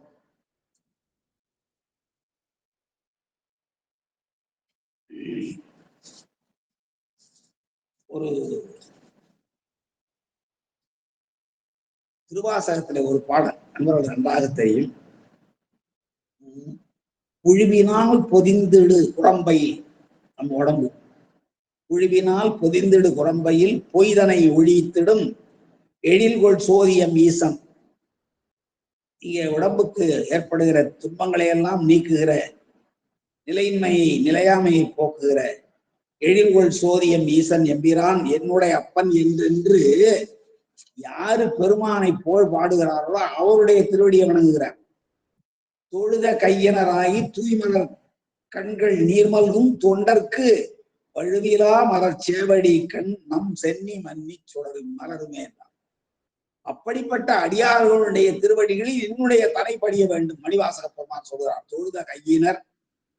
தொழுத கையனராகி அவங்க என்ன சொல்றாங்கன்னா, எம்பெருமான் எழில்கொள் சோதி என்றும் எம்மீசன் என்றும் எம்பிரான் என்றும் என்னுடைய அப்பன் என்றும் என்று இவ்வாறெல்லாம் தொழுத கையனராகி தூய் மலர் கண்கள் நீர் மல்கும் தொண்டர்க்கு வழுவிலா மலர்ச்சேவடி, அப்படிப்பட்ட தொண்டர்களுடைய மலர்ச்சேவடிக்கண் நம் சென்னி மன்னி மலரும், நம்முடைய சென்னியானது அவருடைய திருவடிகளில் மன்னி மலரும் என்று நம்முடைய மணிவாசக பெருமான் அடியார்களுடைய பெருமையை சொல்கிறார். அடியார்க்கும் அடியேன், அடியார்க்கும் அடியேன், அடியார்க்கும் அடியேன் என்று நம்முடைய நம்பியாரூரன் திருத்தொண்டர் தொகை முழுவதிலேயும் பாடுவதை நாம் அறிவோம். இப்படியெல்லாம் அடியவர்களுக்கு நம்ம அடிக்கடி கோமலையா ஒரு பாடல் அடியார் அடியார் அடியார் அடியார் அடியார்க்கடின்னு சொல்லி திருமூலர் சொல்கிற பாடலை அடிக்கடி சொல்லுவார்கள். அப்படி அடியாருடைய பெருமையையும் அடியார்களுக்கு தொண்டு செய்கின்ற பெருமையினையும் அரண்பணியினையும் மிக உயர்த்தி தன்னுடைய மட நெஞ்சத்துக்கு அறிவுறுத்துவது போல உலகவருக்கெல்லாம் அறிவுறுத்துகிற அற்புதமான பதிகமாக இந்த திருச்சோற்றுத்துறை பதிகம், திருக்குறுந்தொகை பதிகம் அமைந்திருப்பதை நாம் பார்க்கிறோம். அடுத்து திருச்சோற்றுத்துறையிலே அவர் பாடிய திருத்தாண்டகம், அந்த திருத்தாண்டகத்துல முழுமையாக நாம் பார்க்க முடியும் என்றாலும் ஒரு சில பாடல்களை மட்டும் பார்க்கலாம் என்று நான் கருதுகிறேன். பதிகம் எண் 44, 6வது திருமுறையில் திருத்தாண்டகத்திலே 44வது பதிகம். முத்தவனாய் உலகுக்கு முந்தினானே, உங்களுக்கு தெரியும், முளைத்தானே எல்லாருக்கும் முன்னே தோன்றி என்று அளவாயில பாடுவார் அல்லவா. அப்படி மூத்தவனாய் உலகுக்கு முந்தினானே, முன்னை பழம்பொருக்கும் முன்னை பழம்பொருள். அடுத்து முறைமையால் எல்லாம் படைக்கின்றானே, நான் பாட்டு முழுவதும் படிச்சுட்டு போன்னு சொல்ல வேகமா போறேன். முறைமையால் எல்லாம் படைக்கின்றானே, அவன் எல்லாவற்றையும் எப்படி படைக்கிறான்? முறைமை என்ன முறை என்றால் அந்த ஆன்மாக்கள் செய்த வினைக்கு தக்கபடி அந்த அதுக்கு தனுகரண போன போகங்களை எல்லாம் தருகிறான். அதுக்கு குடும்பத்தை அமைக்கிறான், பெற்றோர்களையும் தாயையும் தந்தையையும் அந்த ஆன்மா செய்த வினைக்கு ஏற்ப குடும்பத்துக்குள்ள சேர்க்கிறான். அதான் முறைமையாய் எல்லாம் படைக்கின்றானே. ஏந்தவனாய் என்பதுதான் ஏத்தவனாய் என்று இருக்கிறது. வகித்தல் விகாரம். ஏத்தவனாய் ஏழு உலகும் ஆயிரானே, எல்லாவற்றையும் தாங்குபவனாக ஏந்துகின்றவன் என்றால் எல்லாவற்றையும் தாங்குபவனாக பெருமான் தான் இருக்கிறான். பெருமான் தான் எல்லாத்தையும் தாங்குறான், பெருமான் தான் எல்லாவற்றையும் செய்கிறான் என்ற உணர்வு நமக்கு தோன்ற வேண்டும் என்பதுதான் இங்கே இந்த திருத்தாண்டகத்தின் வாயிலாக உணர்கின்ற செய்தி. ஏந்தவனாய் எழுலகும் ஆயினானே, இன்பனாய் துன்பம் களைகின்றானே, பாசம் போக்குகிற செயலையும் பெருமான் தான் செய்கிறான். காத்தவனாய் எல்லாம் தான் காண்கின்றானே, காண்பார் யார் கண்டுதலாய் காட்டா காலே என்பது போல கடுவினையன் தீவினையை கண்டு போக தீர்த்தவன். கடுவினையன் நிறைய வினைகளை செய்தவனாகி என்னுடைய தீவினைகளை எல்லாம் போகின்ற தன்மையை காட்டுகிறான், தீர்க்கிறான். திருச்சோற்றுத்துறை உளான் அவன் திகழ் ஒளியாக விளங்குகிறான். அப்படிப்பட்ட பெருமானை திருவடிகளை நான் அடைகிறேன். திகழ்வழியே சிவனே உன் அபயம் நானே, உன்னை நான் அடைக்கலமாக அடைந்தேன். பயம் அதற்கு எதிர்ச்சொல் அபயம். அபயம் யார் தர முடியும் என்றால் நாம் எங்கே போய் அடைக்கலமாக போகிறோமோ அவங்கள் தான் நம்முடைய பயத்தை போக்கி அபயம் அளிக்க முடியும். சென்ற கூட வகுப்புல கூட பார்த்தது, அவத்தோ அடைக்கலம் தான் சிறிதாயினும் மிகப்பேரின்பம் தருமதுகளாயிருந்து. அப்போ நம்ம அடைக்கலமாக பெருமானிடம் போய் சார்ந்தோம்னா நம்முடைய பயமெல்லாம் போயிடும். அதுக்கு நல்ல எடுத்துக்காட்டு சந்திரன் தான். திருவடியில் விழுந்தவன திருமுடியில தூக்கி வச்சுட்டு உலகத்தார் எல்லாராலும் தொழுமாறு செய்து விடுகிறார். அதுபோல திருச்சோற்றுத்துறை உளான் திகழ் ஒளியே சிவனே, திகழ் ஒளியாக விளங்குகிற உருவகப்படுத்துகிறார். திகழ் ஒளியாக விளங்குகிற பெருமானே சிவனே, திகழ் ஒளி வேறு சிவன் வேறு அல்ல.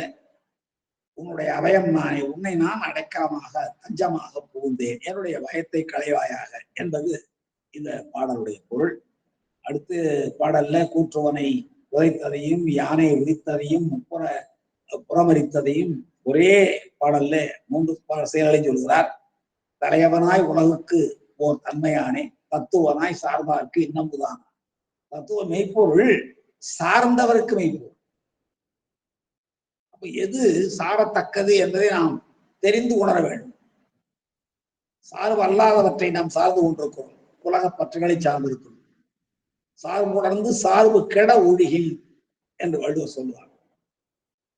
சார்பு கிடைன்னா நாம் நம்முடைய பற்றுகளை எல்லாம் விட்டு ஒழுகுவோமானால், சார்பு உணர்ந்து எது நாம் பற்றத்தக்க சார்பு என்பதை உணர்ந்து சார்பு கெட ஒழியின், அப்பொழுது அந்த நோய் நம்மை பற்றி கொண்டிருக்கிற பிறவி நோய் நீங்கும். அப்போ தத்துவனாய் சார்ந்தார்க்கு இன்னமுதானானே நிலையவனாய் நின்னொப்பார் இல்லாதார். பெருமானுக்கு எடுத்துக்காட்டு யாரும் இல்லை, சொல்ல முடியாது. தனக்கு ஓமை இல்லாதான், அவன் நின் ஒப்பு இல்லாதான், ஓம நிதி நிலையவன், அவன் தான் மெய்ப்பொருள், என்றும் நிலைத்திருக்கிறவன், சத்திய பொருள் நித்திய பொருள் என்றும் நிலைத்திருக்கிற ஒரே பொருள் பெருமான் தான். மற்றதெல்லாம் நிலையானது சொல்ல முடியாது, நிலையற்றது, எல்லாம் பொய் பொருள். நின்றுணரா கூட்டத்தை சீறி பாய்ந்த கொலையவனை, மார்க்கண்டேயர் சிவபூஜை செய்கிறார் என்பதையெல்லாம் உணராமல் அந்த வாழ்நாள் முடிந்தது ஒன்றை மட்டுமே கருத்தில் கொண்டு பாசக்கயிறை வீசிய அந்த கூட்டத்தை எவனை சீறி பாய்ந்து கோபித்து காலால் உதைத்த கொலையவனை, கொல்யானை தோல் மேலிட்ட ஊற்றுவனே, தன்னை கொல்ல வந்த யானையை அதனுடைய தோலை உரித்து தன்மேல் போர்த்து கொண்ட கொல்லும் தன்மை வாய்ந்தவன் யானை. கொல்யானை தோல் மேலிட்ட கூற்றுவனே, யானைக்கு கூற்றுவன்.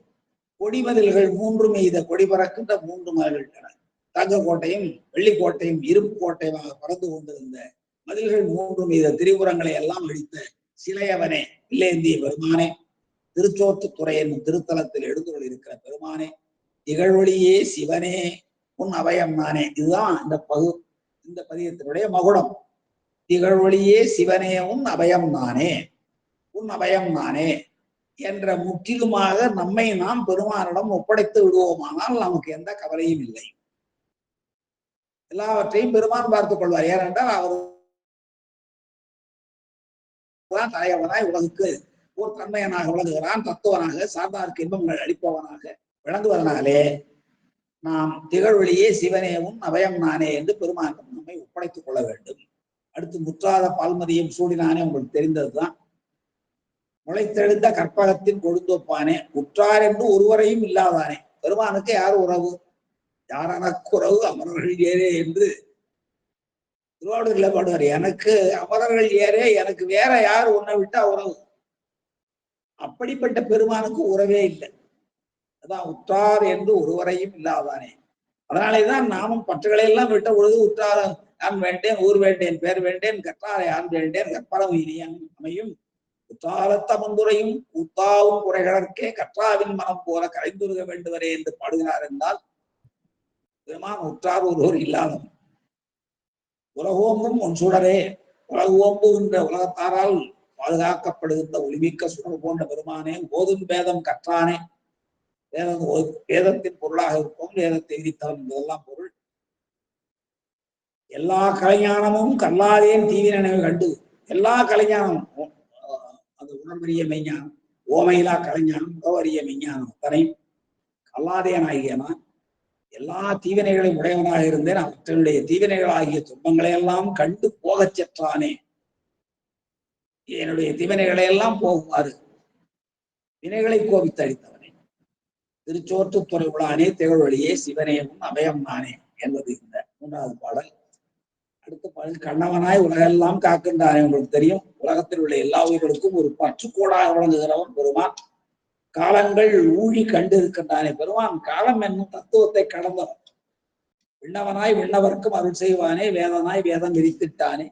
எண்ணவனே, எண்ணவனே என்றால் நினைவு மாத்திரையில் சகற்ப மாத்திரையில் செய்பவன் எல்லாவற்றையும். அவனுக்கு எந்த மூலப்பொருளும் தேவையில்லை, சகற்ப மாத்திரையில் எல்லாவற்றையும் செய்யக்கூடிய ஆற்றல் தான் எண்ணவனே. எண்ணவனே என்பது எண்ணார் புறங்கள் 3ம் தன்னை மதிக்காத பகைவர்களாகிய அந்த முப்புற அரக்கர்களை இமயாமும் எரிவொழுக நோக்கி கண்ணிமைக்கிற நேரத்துக்குள், ஏன்னா அந்த ஒரு முடிப்பொழுதுதான் அந்த 1000 ஆண்டுகளுக்கு ஒரு முறை 3ம் சேரும். அப்பொழுது அடித்தால்தான் அடிக்க முடியும். அதனாலதான் இமயாமும் எரிவொழுக நோக்கி, எரிவொழுக நோக்கி பார்த்தார், எரிஞ்சு போச்சு. வில்லெல்லாம் செலுத்தல. எரிகொழுவ நோக்கி நக்க திண்டவனே, நக்கன்னா சிரித்த, தீப்பற்றி எரியுமாறு சிரித்த திண்ணவன் வலிமையானவனே, திருச்சோற்றுத்துறை உளானே திகழ்வொளியே சிவனேவும் அபயம்னானே, நம்பனே விருப்பத்துக்குரிய பெருமானே, நால்மறைகள் ஆயினானே, 4 வேதங்களும் ஆன பெருமானே, நடமாட வல்லானே. தெரியும் உங்களுக்கு, ஞான நடனம், மூட நடனம், ஆனந்த நடனம் எல்லாம் தெரியும். பெருமானுடைய திருக்கூத்தினுடைய தரிசனத்தை எல்லாம் பற்றி திருமூல திருமந்திரத்திலேயும் உண்மை விளக்கத்திலேயும் அவற்றையெல்லாம் நாம் கண்டு உணரலாம். அப்படி நடமாட வல்லானே ஞானக்கூத்தா, ஞானக்கூத்து ஞான நடனம், கம்பனே ஏகம்பனே கச்சிமாநகருளானே கடிமதில்கள் மூன்றினையும் பொடியா எய்த அம்பனே, அம்பை உடையவர் இல்லைங்களா? திருமாலும் அக்னியும் வாயுவும் அம்பாக ஒன்று சேர்ந்து வந்தது. அதான் அப்படிப்பட்ட அம்பை கையில் ஏந்திய வரும் பெருமான். அதான் சொல்றாங்க, கடிமதில்கள் காவலை உடைய அந்த முப்புற அரக்கர்கள் மூன்றையும் பொடி பொடியாக போகுமாறு எய்த அம்பை உடைய பெருமானே. அம்பு வச்சிருந்தானே தவிர போன பாட்டில் சொன்னது மாதிரி சிரித்தார் எரிந்து போய். அளவிலா பெருமையானே, பெருமானுடைய அளவு கிடையாது. என்ன அளவுல, பெருமைக்கு என்ன அளவு? அளவிலானே அடியார்களுக்கு ஆரமுதே, அடியார்களுக்கு இனி அமுதம் நிறைந்த அமுதம் போல வழங்குகிற பெருமானே. ஆனேரேறும் செம்பொனே, இடபத்தில் ஏறி வருகின்ற செம்பன் போன்றவனே, திருச்சோற்றுத்துறை உளானே, திகழொழியே சிவனேவும் அபயம் நானே. ஆர்ந்தவனே, ஆறுதல் என்றால் நிறைதல், எங்கும் நிறைந்தவன், பெருமான் இல்லாத இடமே இல்லை. ஆறுதல் என்றால் நிறைதல் என்பது பொருள். ஆர்ந்தவனே என்றால் நிறைந்தவன், எங்கும் நிறைந்த சர்வ வியாபி நிறைந்தவனே. உலகெல்லாம் நீயே ஆகி அமைந்தவனை. மறுபடியும் விளக்கிய தெளிவாகவே சொல்கிறார். உலகெல்லாம் நீயே ஆகி, உலகமெல்லாம் நீயே ஒருவனாகவே விளங்கி அமைந்தவனே, அளவிலா பெருமையானே, கூர்ந்தவனே. கூறுதல் என்றால் மிகுதல், செய்தல். எதை செய்தார் பெருமான்? அருள் கூறுகிறார். எல்லா உயிர்களிடத்தும் அருள் கூர்ந்தவனே என்று கொள்ள வேண்டும். குற்றாலம் மே கூத்தா, திருக்குற்றாலம் எனும் திருத்தலத்தில் பொருந்தி இருக்கிற கூத்தனே. கொடுமும் இளையது ஓர் சூலம் ஏந்தி பெயர்ந்தவனே. கொடும், அதாவது உயிர்களை எல்லாம் கொல்லும் தன்மை உடைய அந்த மூவிலை சூலம், அது ரெண்டையும் அந்தகனை குத்தி கொண்டு வந்ததை தவிர வேற எப்பொழுது அது பயன்படுத்ததே இல்லை. அப்படிப்பட்ட மூயிலையது சூலம் ஓர் சூலம் ஏந்தி, ஒப்பற்ற சூலம் ஒன்றை ஏந்தி பேர்ந்தவனை எங்கும் உலாவுகின்ற பெருமானே. பிரளயங்கள் எல்லாம் ஆய பெம்மான், எல்லா பிரளயத்திலையும் பெருமான் இருப்பார். பிரளயங்கள் எல்லாம் ஆய பெம்மான் என்று எப்போதும் பேசும் நெஞ்சில் சேர்ந்தவனே, எப்பொழுதும் பேசிக்கொண்டே இருக்கிற இயல்பை உடைய பக்தர்களுடைய உள்ளத்தில் நிறைந்திருக்கிற பெருமானே. திருச்சோற்றுத்துறை உளானே, திகழ்வழியே சிவனேவும் அபயம் தானே. வானவனாய் வன்மை மனத்தினானே. வன்மை என்றால் வளமை என்றது வள்ளல் தன்மைதான் வன்மை. எல்லா தேவர்களுக்கும் தலைவனாக விளங்குவதோடு மட்டுமல்லாமல் மரங்களை எல்லாம் வழங்குகின்ற வள்ளல் தன்மை உடையவனாக பெருமான் இருக்கிறான். வன்மை மனத்தினான் என்றால் வள்ளன்மை மிக்க மனமுடையவன். எதை கேட்டாலும் கொடுக்கின்ற ஆற்றலுடையவன். சிவனால மட்டும்தான் முடியும். நம்ம நினைச்சிட்டு இருக்கிறோம் பெருமாள் தான் பட்டு பீதாம்பரமும் பல்வேறு வகையான அணிகலன்களை அணிந்து கொண்டிருப்பதனாலே, திருமகளை தன்னுடைய மார்பிலே வைத்திருப்பதனாலே அவனாலேதான் கொடுக்க முடியும் என்று நினைக்கிற தவறான சிந்தனை உண்டு. ஆனால் அவர்கள் எல்லாம் ஆன்ம வர்க்கம், பெருமானால் படைக்கப்பட்டவர்கள். அந்த திருமகளே பெருமானுடைய அருளை பெற்றுத்தான் வழங்குகிறார். எனவேதான் இங்கே வானவனாய் வன்மை மனத்தினான், நல்ல வரங்களை வழங்குகின்ற வளமான தன்மையுடைய பெருமான். மாமணி சேர் வானோர் பெருமான் நீயே. மாமணி என்பது பார்க்கடல்ல கிடைத்த பல்வேறு பொருள்களை ஒன்று சிந்தாமணி. அது கேட்டதையெல்லாம் கொடுக்கின்ற ஆற்றலுடையது. அப்படிப்பட்ட சிந்தாமணியை போல எல்லாவற்றையும் வழங்குகின்ற பெருமானே. நீயே காணவனாய் ஏனத்தின் பின் சென்றானே. நீயும் ஒரு வேடனாக ஒரு பன்றிக்கு பின்னாலே சென்றாய். அது அர்ஜுனன் தபசின் பொழுது, அவன் பாசுபதம் வேண்டி தவம் இருந்த பொழுது அவனுடைய வலிமையை சோதிக்கவும், அவனுடைய மல்யுத்தத்தினுடைய ஆற்றலை காட்டவும் பெருமான் ஒரு பன்றியை விரட்டி சென்றார். அந்த பன்றியினுடைய வலியின் ஒலியை கேட்டு அர்ஜுனன் அம்பைதான், அர்ஜுனன் எய்தம்பு வாய் வழியாகவும் பெருமான் எய்தம்பு பின் வழியாகவும் சென்று இரண்டு பேரும் தங்களுக்குள் மோதிக்கொண்டார்கள். இந்த பன்றி யாருக்கு சொந்தமானது என்று. அப்பதான் அவன் பெருமான் என்ற உணர்ந்த பிறகு தனக்கு முக்தி வேண்டும் என்று கேட்டான். அப்பொழுது அவர் பெருமான் சொல்கிறார், இப்பொழுது நீ பாசுபதம் வேண்டி வரம் இருந்தா தவம் இருந்தா, எனவே இப்பொழுது பாசுபதம் பெற்றுக்கொள். அடுத்த பிறவியில் நீ பன்றியை விரட்டி வந்து என்னுடைய அடியவனாகி என்னோடு இடையலாம் என்று கண்ணப்பனாகிற வரலாறை சொல்கிறார். அதுதான் இங்கே காணவனாய் ஏனத்தின் பின் சென்றானே. ஏனம்னா பன்றி. கடிய அரணங்கள் மூன்று மட்டானே. உங்களுக்கு அடுதல் என்றால் அடித்தல் என்பது பொருள், கொல்லுதல் என்பது பொருள். தானவனாய் தன்கையிலே மேவினானே. தானவன், தானவன் என்றால் எல்லா பொருள்களையும் எல்லா உயிர்களுக்கும் கொடுக்கின்ற தன்மையுடைய தானவன். அப்படி தானவனாக இருந்து தன் கையிலே குளிச்சு மிக்க எல்லா உயிர்களுக்கும் மகிழ்ச்சியை தருகின்ற கொடுக்கின்ற குணமுடைய பெருமானாக இருந்து கைலையில் தங்கியிருக்கிறார். தன்னொப்பார் இல்லாத மங்கைக்கு என்றும் தேனவன். எப்படி பெருமான் தன்னொப்பார் இல்லாதவனோ அதை போலவே பெருமாட்டியும் தன்னொப்பார் இல்லாதவள். அப்படிப்பட்ட பெருமாட்டிக்கு தேன் போன்ற இனியவன் திருச்சோற்றுத்துறை உளானே திகழ்வழியே சிவனே உன் நபயம் நானே என்பது மகுடம். தன்னவனாய் உலகெல்லாம் தானேயாகி தன்னவன் தன் பயத்தன் 8 குணங்களில் ஒன்று. நாமெல்லாம் மற்றவர்களை சார்ந்து வாழ வேண்டிய பிற பயத்தர்கள். அவன் பெருமானை யாரையும் சார்ந்து வாழ வேண்டாதவன், தன் பயத்தன். அதான் தன்னவன். தன்னவனாய் உலகெல்லாம் தானேயாகி உலகத்தில் உள்ள எல்லா பொருளும் பெருமான் தான் ஆகி தத்துவனாய் மெய்ப்பொருளாக சார்ந்தார்க்கு இன்னமுதானே தன்னை சார்கின்ற அடியவர்களுக்கு இனி அமுது போன்று விளங்குகிற பெருமான் என்னவனாய் என் இதயம் மேவினானே. அப்படிப்பட்ட பெருமான் என்னவனாக வந்து என்னுடைய இதயத்தில் குடிகொண்டான். ஈசனே எல்லா பொருளுக்கும் சொந்தமான எல்லா பொருளையும் தன்னுடைய உடைமையாக கொண்டிருக்கிற ஈசனே, பாச வினைகள் தீர்க்கும் மன்னவனே, பாசங்களாகிய அந்த பற்றுகளை எல்லாம் அறுக்கின்ற மன்னவனாக விளங்குகிற பெருமானே, மனம் மலைமங்கை பாகமாக வைத்தவனே. மலைமங்கை என்றால் பரவராஜனுடைய மகளாகி உமையம்மையை தன்னுடைய பாகமாக கொண்டவன். தாமோர் வணங்கும் பொன்னித்தனவன், எவர்களெல்லாம் வணங்குகிற பொன்னித்தன்னவனாக இந்த சோற்றுத்துறையில் வணங்குகிற பெருமான் திருச்சோற்றுத்துறை உள்ள பெருமானே, திகழ்வழியே சிவனே உன் அபயம் நானே என்பது என்ன 8வது பாடல். அடுத்து எரிந்தானே என்றிசைக்கும் கண்ணானானே. 8 திசைகளிலும் தீமைகள் எங்கிருந்தாலும் அதை அழித்தவன். 7 உலகம் எல்லாம் முன்னாய் நின்றானே. எல்லா உலகங்களிலும் பார்த்து 7 உலகம் ஆனாயினியே என்றுதான் பாடுவார்.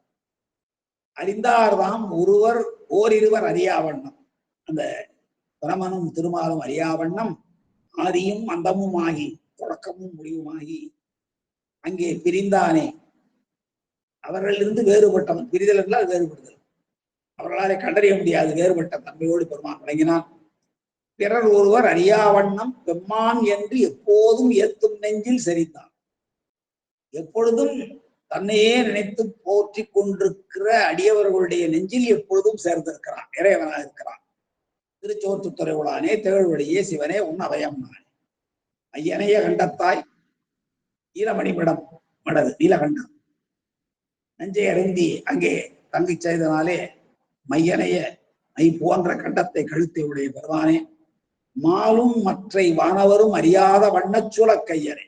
திருமாலும் மற்ற தேவர்களும் விதிராணி தேவர்களும் அறியாத வண்ணம் கையிலே சூலத்தை ஏந்தி இருக்கின்ற பெருமானே, கடி இலங்கை கோனை நல்ல காவல் மிக்க இலங்கை என்னும் திருத்தல நகர நாட்டினுடைய கோனை தலைவனை அன்று என்று அந்த கைலை மலையை தூக்க முயன்றாலும் அன்று கால்விரலால் கதிர்முடியும் தோளும் செற்ற மெய்யவனே. தன்னுடைய கால்விரலாலே அவனுடைய ஒளிவீசுகின்ற மணிமுடி அணிந்த 10 தலைகளையும் 20 தோள்களையும் செற்றழித்த கோபித்தழித்த மெய்யவனே, அடியார்கள் வேண்டிற்று ஈயும் மன்னவனே. அடியார்கள் எதை வேண்டினாலும் அவர்களுக்கு அவற்றையெல்லாம் வழங்குகின்ற தேவதேவனே, அடியார்கள் எதை வேண்டினாலும் கொடுக்கின்ற தன்மையுடைய பெருமான். நம்முடைய நாயன்மார்களுடைய வரலாறை சான்று, அதோடு மட்டுமல்ல இவருடைய வாழ்வை அகச்சான்று, எதை வேண்டினால் நஞ்சு கொடுத்தாலும் உண்டான், உயிரோடு இருந்தான். யானை விட்டு ஏவினாலும் யானை வணங்கி சென்றது, கல்லிலே கட்டி கடலிலே போட்டாலும் இறக்கச் செய்தது. எப்படி அடியார்கள் எதை வேண்டினாலும் அவர்கள் வேண்டிற்றை ஈயும் வேண்டியவற்றை கொடுக்கின்ற விண்ணவனே, விண்ணப்பம் கேட்டுதலும் செய்யவனே. விண்ணப்பம்னா அடியார்கள் வேண்டுகிற வேண்டுகோளை எல்லாம் கேட்டு அவர்கள் வேண்டத்தக்கது எல்லோ அவற்றையெல்லாம் தருகின்ற செய்யவன், செம்மையானவன், நடுநிலைமை தவறாதவன், நீதி வழங்குகின்ற ஆற்றல் மிக்கவன் என்று பொருள். திருச்சோற்றுத்துறை உளானே திகழ்வழியே சிவனே உன் அபயம் நானே என்று இந்த திருத்தாண்டகத்தில் பெருமானுடைய சிறப்புகளை பெருமானை எப்படி பாடுகிறார் என்றால், திகழ்வழியே சிவனே உன் அபயம் நானே என்று திகழ்வழியாகவும் சிவனாகவும் விளங்குகின்ற அந்த பெருமானை தோற்றுத்துறை நாதரை முழுமையாக தன்னை ஒப்படைத்துக் கொண்டு உன் அடியேன் நானே உன் அபயம் நானே என்று தன்னை ஒப்படைத்துக் கொள்கிறார் நாவுக்கரச பெருமான் என்று இந்த பதியத்தின் வாயிலாக உணர்வோம். இவ்வாறு இந்த தானங்கள் பலபாடி திருச்சோற்றுத்துறை முதலாக தலங்களுக்கெல்லாம் சென்று அங்கெல்லாம் திருக்கோயில்கள் எழுந்தருள் இருக்கிற பெருமானை கைத்தொண்டு செய்து பாடி பிறகு செழும்பழனத்து இறைகோயில் திருத்தொண்டு செய்திருந்தார் 212வது பாடல்ல மீண்டும் திருப்பழனத்துக்கு வந்து விடுகிறார். அந்த திருப்பழனத்தில் வந்து திருக்கோயில் பண்டு பணிகள் செய்து கொண்டிருந்தார். அங்கே நிறைய பதியங்கள் பாடியிருக்கிறார். அடுத்து நாம் 213வது பாடலை பார்க்க வேண்டும். சாலநாள் அங்கமர்ந்து மிக அதிகமான நாட்கள் திருப்பழனம் என்னும் திருத்தலத்திலே தங்கி இருக்கிறார். திருப்பழனத்திலே அப்படி ஒரு ஈடுபாடு அவருக்கு ஏற்பட்டு போயிற்று. சாலநாள் அங்கமர்ந்து மிகுதியான நாட்கள் என்பது பொருள். சிலவாறு இந்த பாடலை பார்த்திருக்கிறோம். தம் தலைமேல் தாழ் வைத்த தன்னுடைய தலைமேல் தாழ் வைத்தார் பெருமான். எங்க வச்சாரு?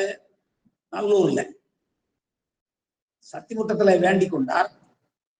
என் மேல் பொறித்து வை, இல்லைன்றால் வழி வந்து மூடும் என்று பெருமானிடம் வேண்டிக் கொள்ள, நீ திருவள்ளூருக்கு வாய்ந்து பெருமான் சொல்ல நல்லூருக்கு வாய்ந்து பெருமான் போனார். அங்கே போனார், இவரும் போனார். தன் தலைமேல் தாழ் வைத்த தன்னுடைய முடிமேலே திருவடியை சூட்டிய ஆலமார் மணிமேடத்தார்.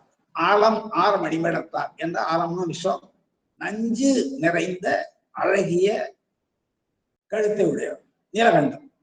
மணிமேடத்தார் அணிமலர் சேவடி நினைந்து பாருங்க. இப்ப சுவற்றுத்துறையிலிருந்து எல்லாத்தையும் முடிச்சிட்டு பல பதிகளை பாடித்து திருப்பழனத்திலே தொண்டு செய்து கொண்டிருக்கிற நாவுக்கரச பெருமானுக்கு மீண்டும் திருநள்ளூருக்கு போக வேண்டும் என்ற ஒரு எண்ணம் உண்டாகிறது.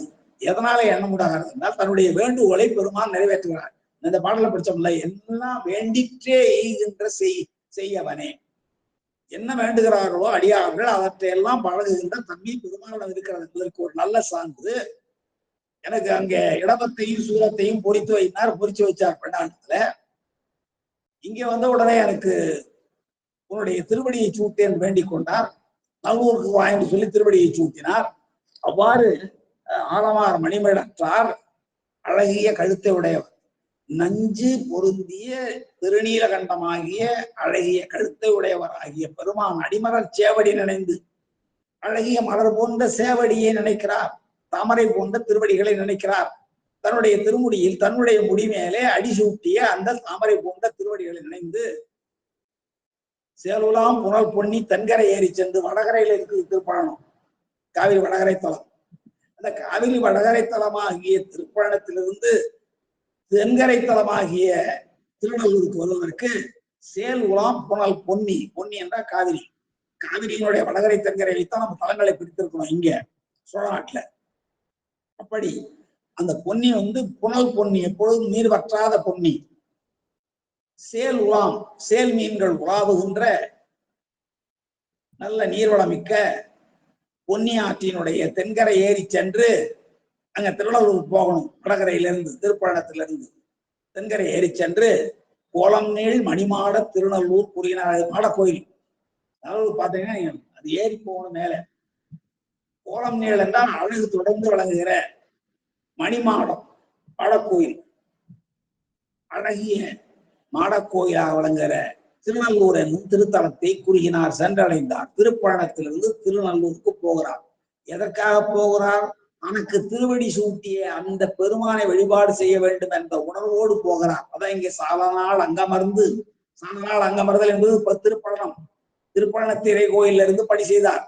அங்கிருந்து அதற்கு பின்னாலே விரும்பி தங்கி என்பது பொருள், அமர்ந்து விரும்பி தங்கியிருந்து தம் தலைமேல் தாழ் வைத்த தன்னுடைய தலைமையிலே திருவடி சூட்டிய நனைந்தனைய திருவடியன் தலைமையில் வைத்தார். நல்லூரன் பெருமானார் நல்லவாரே என்று பாடுவார்.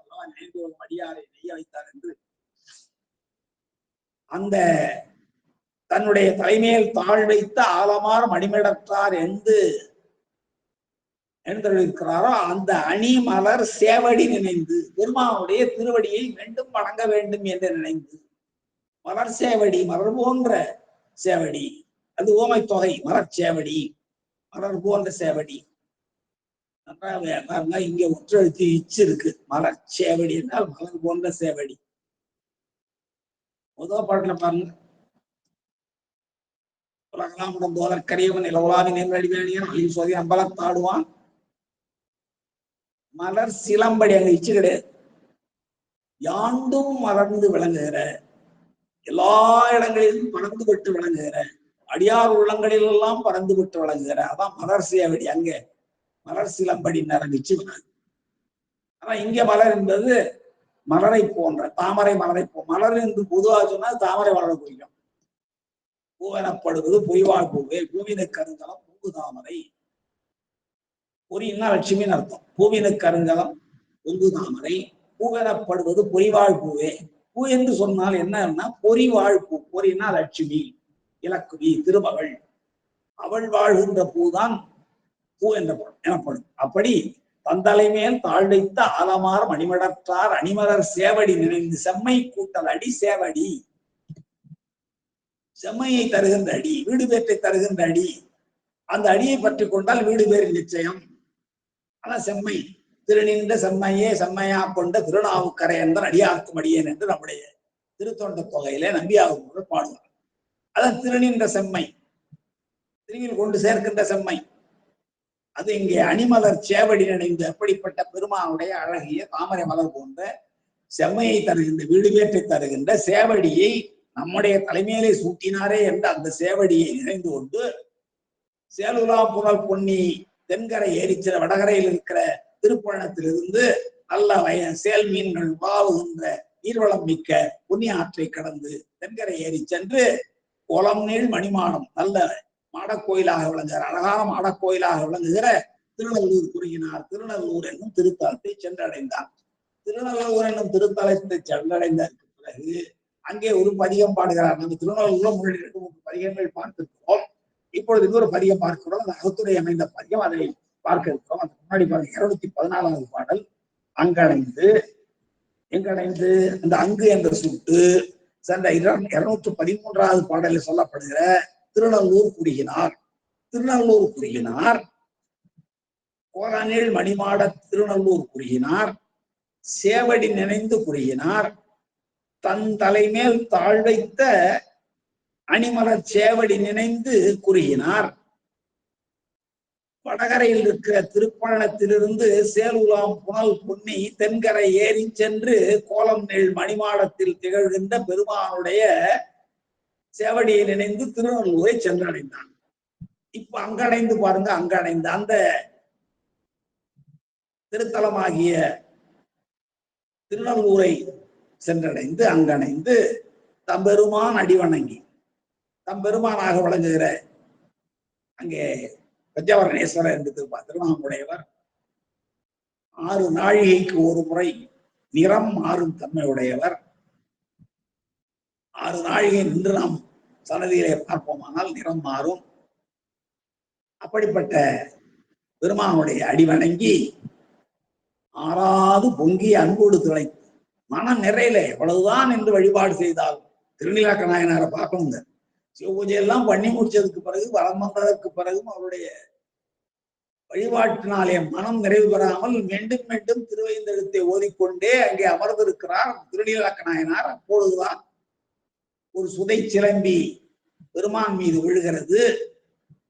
திருநீலக்க நாயனாருடைய மனைவியார் தன்னுடைய வாயினால் ஊதி உமிழ்கிறார், ஊதி அதை விளக்குகிறார். அப்பொழுது அவருடைய வாயிலிருந்து உமிழ்நீரும் கொஞ்சம் பட்டு விட்டது. உடனே திருநீலக்க நாயனார் அதை அனுசீனம் என்று அம்மையாரை அங்கே விட்டு அவருடைய இல்லத்துக்கு சென்று விடுகிறார். அந்த வரலாறை நாம் பின்னாலே பார்க்க இருக்கிறோம். அப்படி மனம் நிறைவு பெறலை. இவ்வளவு வழிபாடு செய்து பாடியதற்கு பிறகும் திருநாவுக்கரச மனத்திலே அந்த ஆறாமை நிறைவு வராமல் வர பொங்கி அன்போடு திளைத்து, உள்ளத்திலிருந்து எழுகின்ற மேல் மேலும் எழுகின்ற அன்போடு திளைத்து அதிலே கலந்து பொங்கி போற்றி இசைத்து பெருமானை மீண்டும் போற்றி இசைப்பாடலை பாடி பணி செய்யும் நாள் அந்த திருநல்லூர்ல பணி செய்து கொண்டிருக்கிற காலத்தில் தங்கு பெறும் காதலினால் தாமரை மேல் விரிஞ்சனோடு செங்கல்மால் அறிவறியார் திருவாரூர் தொட நினைந்தார் என்று. இங்கே திருவாரூர் தொட நினைந்தார் என்றால் திருவாரூருக்கு போகணும்னு நினைக்கிறாரு. அதுக்கு இடையில பல தலங்களுக்கு எல்லாம் போக இருக்கிறார். அவற்றையெல்லாம் பார்க்க இருக்கிறோம். இங்க பாருங்க, தங்கு பெறும் காதலினால் பணி செய்கிறார், திருநல்லூர்ல பணி செய்கிறார். திருநல்லூர்ல போற்றி பெருமானை பாடுகிறார்.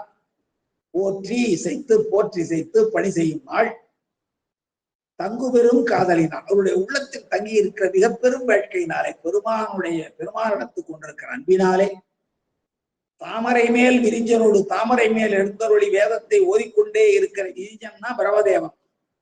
தாமரை மேல் விரிஞ்சனோடு செங்கண்மால் சிவந்த கண்களை உடைய செங்கண் அவன்பால் திசை முகன்பால் தேவர்கள் பால் எங்கும் இல்லாததோர் இன்பமும் நம்பாலதா மணிவாசகர் பாடுவார். செங்கணவன் அதான் இங்கே செங்கண்மால் அறிவறியா தாமரை மேல் விரிஞ்சனோடு இந்த திருமாலினுடைய உள்ள உண்டி கமலம், உண்டியிலிருந்து எழுந்தது ஒரு கமலம். அந்த தாமரை மேல் அமர்ந்து கொண்டு வேதம் பாடிக்கொண்டே இருக்கிறான், வேதத்தை ஓதிக்கொண்டே இருக்கிறான் விரிஞ்சன் பிரமதேவன். அவனோடு செங்கண்மால் அறிவறியார் சிவந்த கண்களை உடைய திருமாலும் அறிவதற்கு அரியவராக விளங்குகிற, அறிந்து கொள்வதற்கு அரியவராக விளங்குகிற பெருமான் எழுந்தருள் இருக்கிற, புற்றிடம் கொண்டான் எழுந்தருள் இருக்கிற, தியாகேச பெருமான் எழுந்தருள் இருக்கிற திருவாரூரில் சென்று பெருமானை தொழ வேண்டும் என்று நினைக்கிறார். இந்த நினைவு செயலாகிவிடும், அது வேற. இப்ப இந்த பாடல் சொல்லப்படுகிற செய்தி, அங்கணைந்து தெம்பெருமான் அடிவணங்கி திருநல்லூர் என்னும் திருத்தலத்தை காவிரியின் தென்கரை ஏறி சென்று தம்பெருமான் அங்கணைந்து தம்பெருமான் அடிவணங்கி தன்னுடைய தலைவனாகி பெருமானுடைய திருவடியை வணங்கி ஆறாது பொங்கிய அன்போடு நிறைவு பெறாது உள்ளத்தில் மேலும் மேலும் எழுந்து கொண்டிருக்கிற பொங்குதல் என்றாலே மேலும் மேலும் எழுதல் என்பதுதான். அப்படிப்பட்ட அன்போடு திளைத்து போற்றி சேர்த்து பெருமானை போற்றி பாடி பணி செய்யும் நாள் அங்கே கை உழவார பணி செய்து கொண்டிருக்கிற நேரத்தில் தங்குபெரும் காதலினால் பெருமானிடத்துக் கொண்ட அன்பானது அவருடைய உள்ளத்தில் தங்கி இருக்கிறது. அது மிக பெரும் காதலாக விடுகிறது. அதனாலே தங்கு பெரும் காதலினால் திருவாரூர் தொழ நினைந்தான். அந்த திருவாரூர் தொழ நினைந்தது அங்கே எழுந்தொழிருக்கிற பெருமான் எப்படிப்பட்டவர் என்றால் தாமரை மேல் விரிஞ்சவனோடு செங்கண்மால் அறிவறியான். தாமரை மேல் எழுந்தருள் இருக்கிற பிரமதேவனோடு சிவந்த கண்களை உடையவராகிய திருமாலும் அறிவதற்கு அரிய உச்சிடம் கொண்டாராகிய பெருமான் எழுந்தருள் இருக்கிற திருவாரூரை தொழ நினைந்தார் நம்முடைய நாவுக்கரசர் பெருமான். இப்போ ஒன்றை நாம் பார்க்க வேண்டும், அதனாலே நாம் செய்யலாம். அது எது என்றால் பொங்கி அன்போடு திளைத்து போற்றி செய்து திருநல்லூர்ல முன்னாடி நாம் 2-3 பதியங்களை பார்த்திருக்கிறோம். அதோடு மட்டுமல்லாமல் இப்பொழுது திருநல்லூர்ல 2வது முறையாக வந்ததற்கு பிறகு ஒரு பதியம் பாடுகிறார். அது அகத்துறை பதியம். அந்த அகத்துறை பதியத்தை பார்த்து விட்டதற்கு பின்னாலே நாம் அடுத்த 215வது பாடல் 16வது பாடலை எல்லாம் நாளை வகுப்பில நாம் சிந்திக்கலாம். இப்பொழுது திருநல்லூர்ல அவர் 2வது முறையாக வந்த பொழுது இப்ப திருப்பழனத்திலிருந்து சேருலாம் புனல் புண்ணி தென்கரை ஏறி வந்ததற்கு பிறகு அங்கே அவர் கோலம் நீள் மணிமாட திருநல்லூரை குறுகினார் அல்லவா. குறுகிய பெருமான் அங்கே தம் பெருமானுடைய திருவடியை நினைந்து பணிந்து போற்றி செய்கிறார். அந்த போற்றி செய்த பதியம் 4ஆம் திருமுறையில அட்டுமின் பலி என்று தொடங்குகிற பதிகமாக இருக்கிறது. அட்டுமின் பலி என்று என்று அகங்கடையோரும் வந்து மட்டவிழும் குழலார் வழிகொழும் வகையன்கொலோ என்று தொடங்குகிற அது திருவிருத்தம் 4ஆம் திருமுறையில பதியம் சொல்றேன்.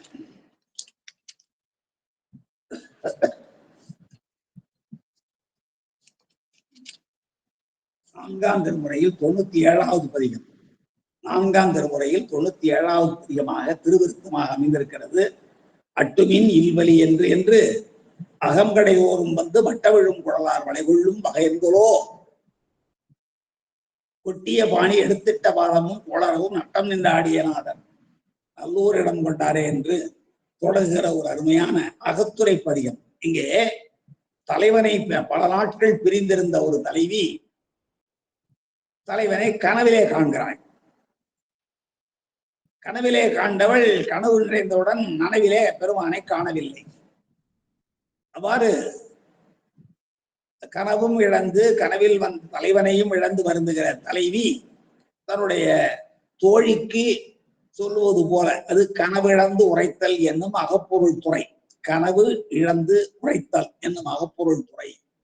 அந்த அகத்துறை பொருள் குறிப்புடைய ஒரு அருமையான பதிகம்தான் இந்த 4ஆம் திருமுறையில் 97வது பதிகம்.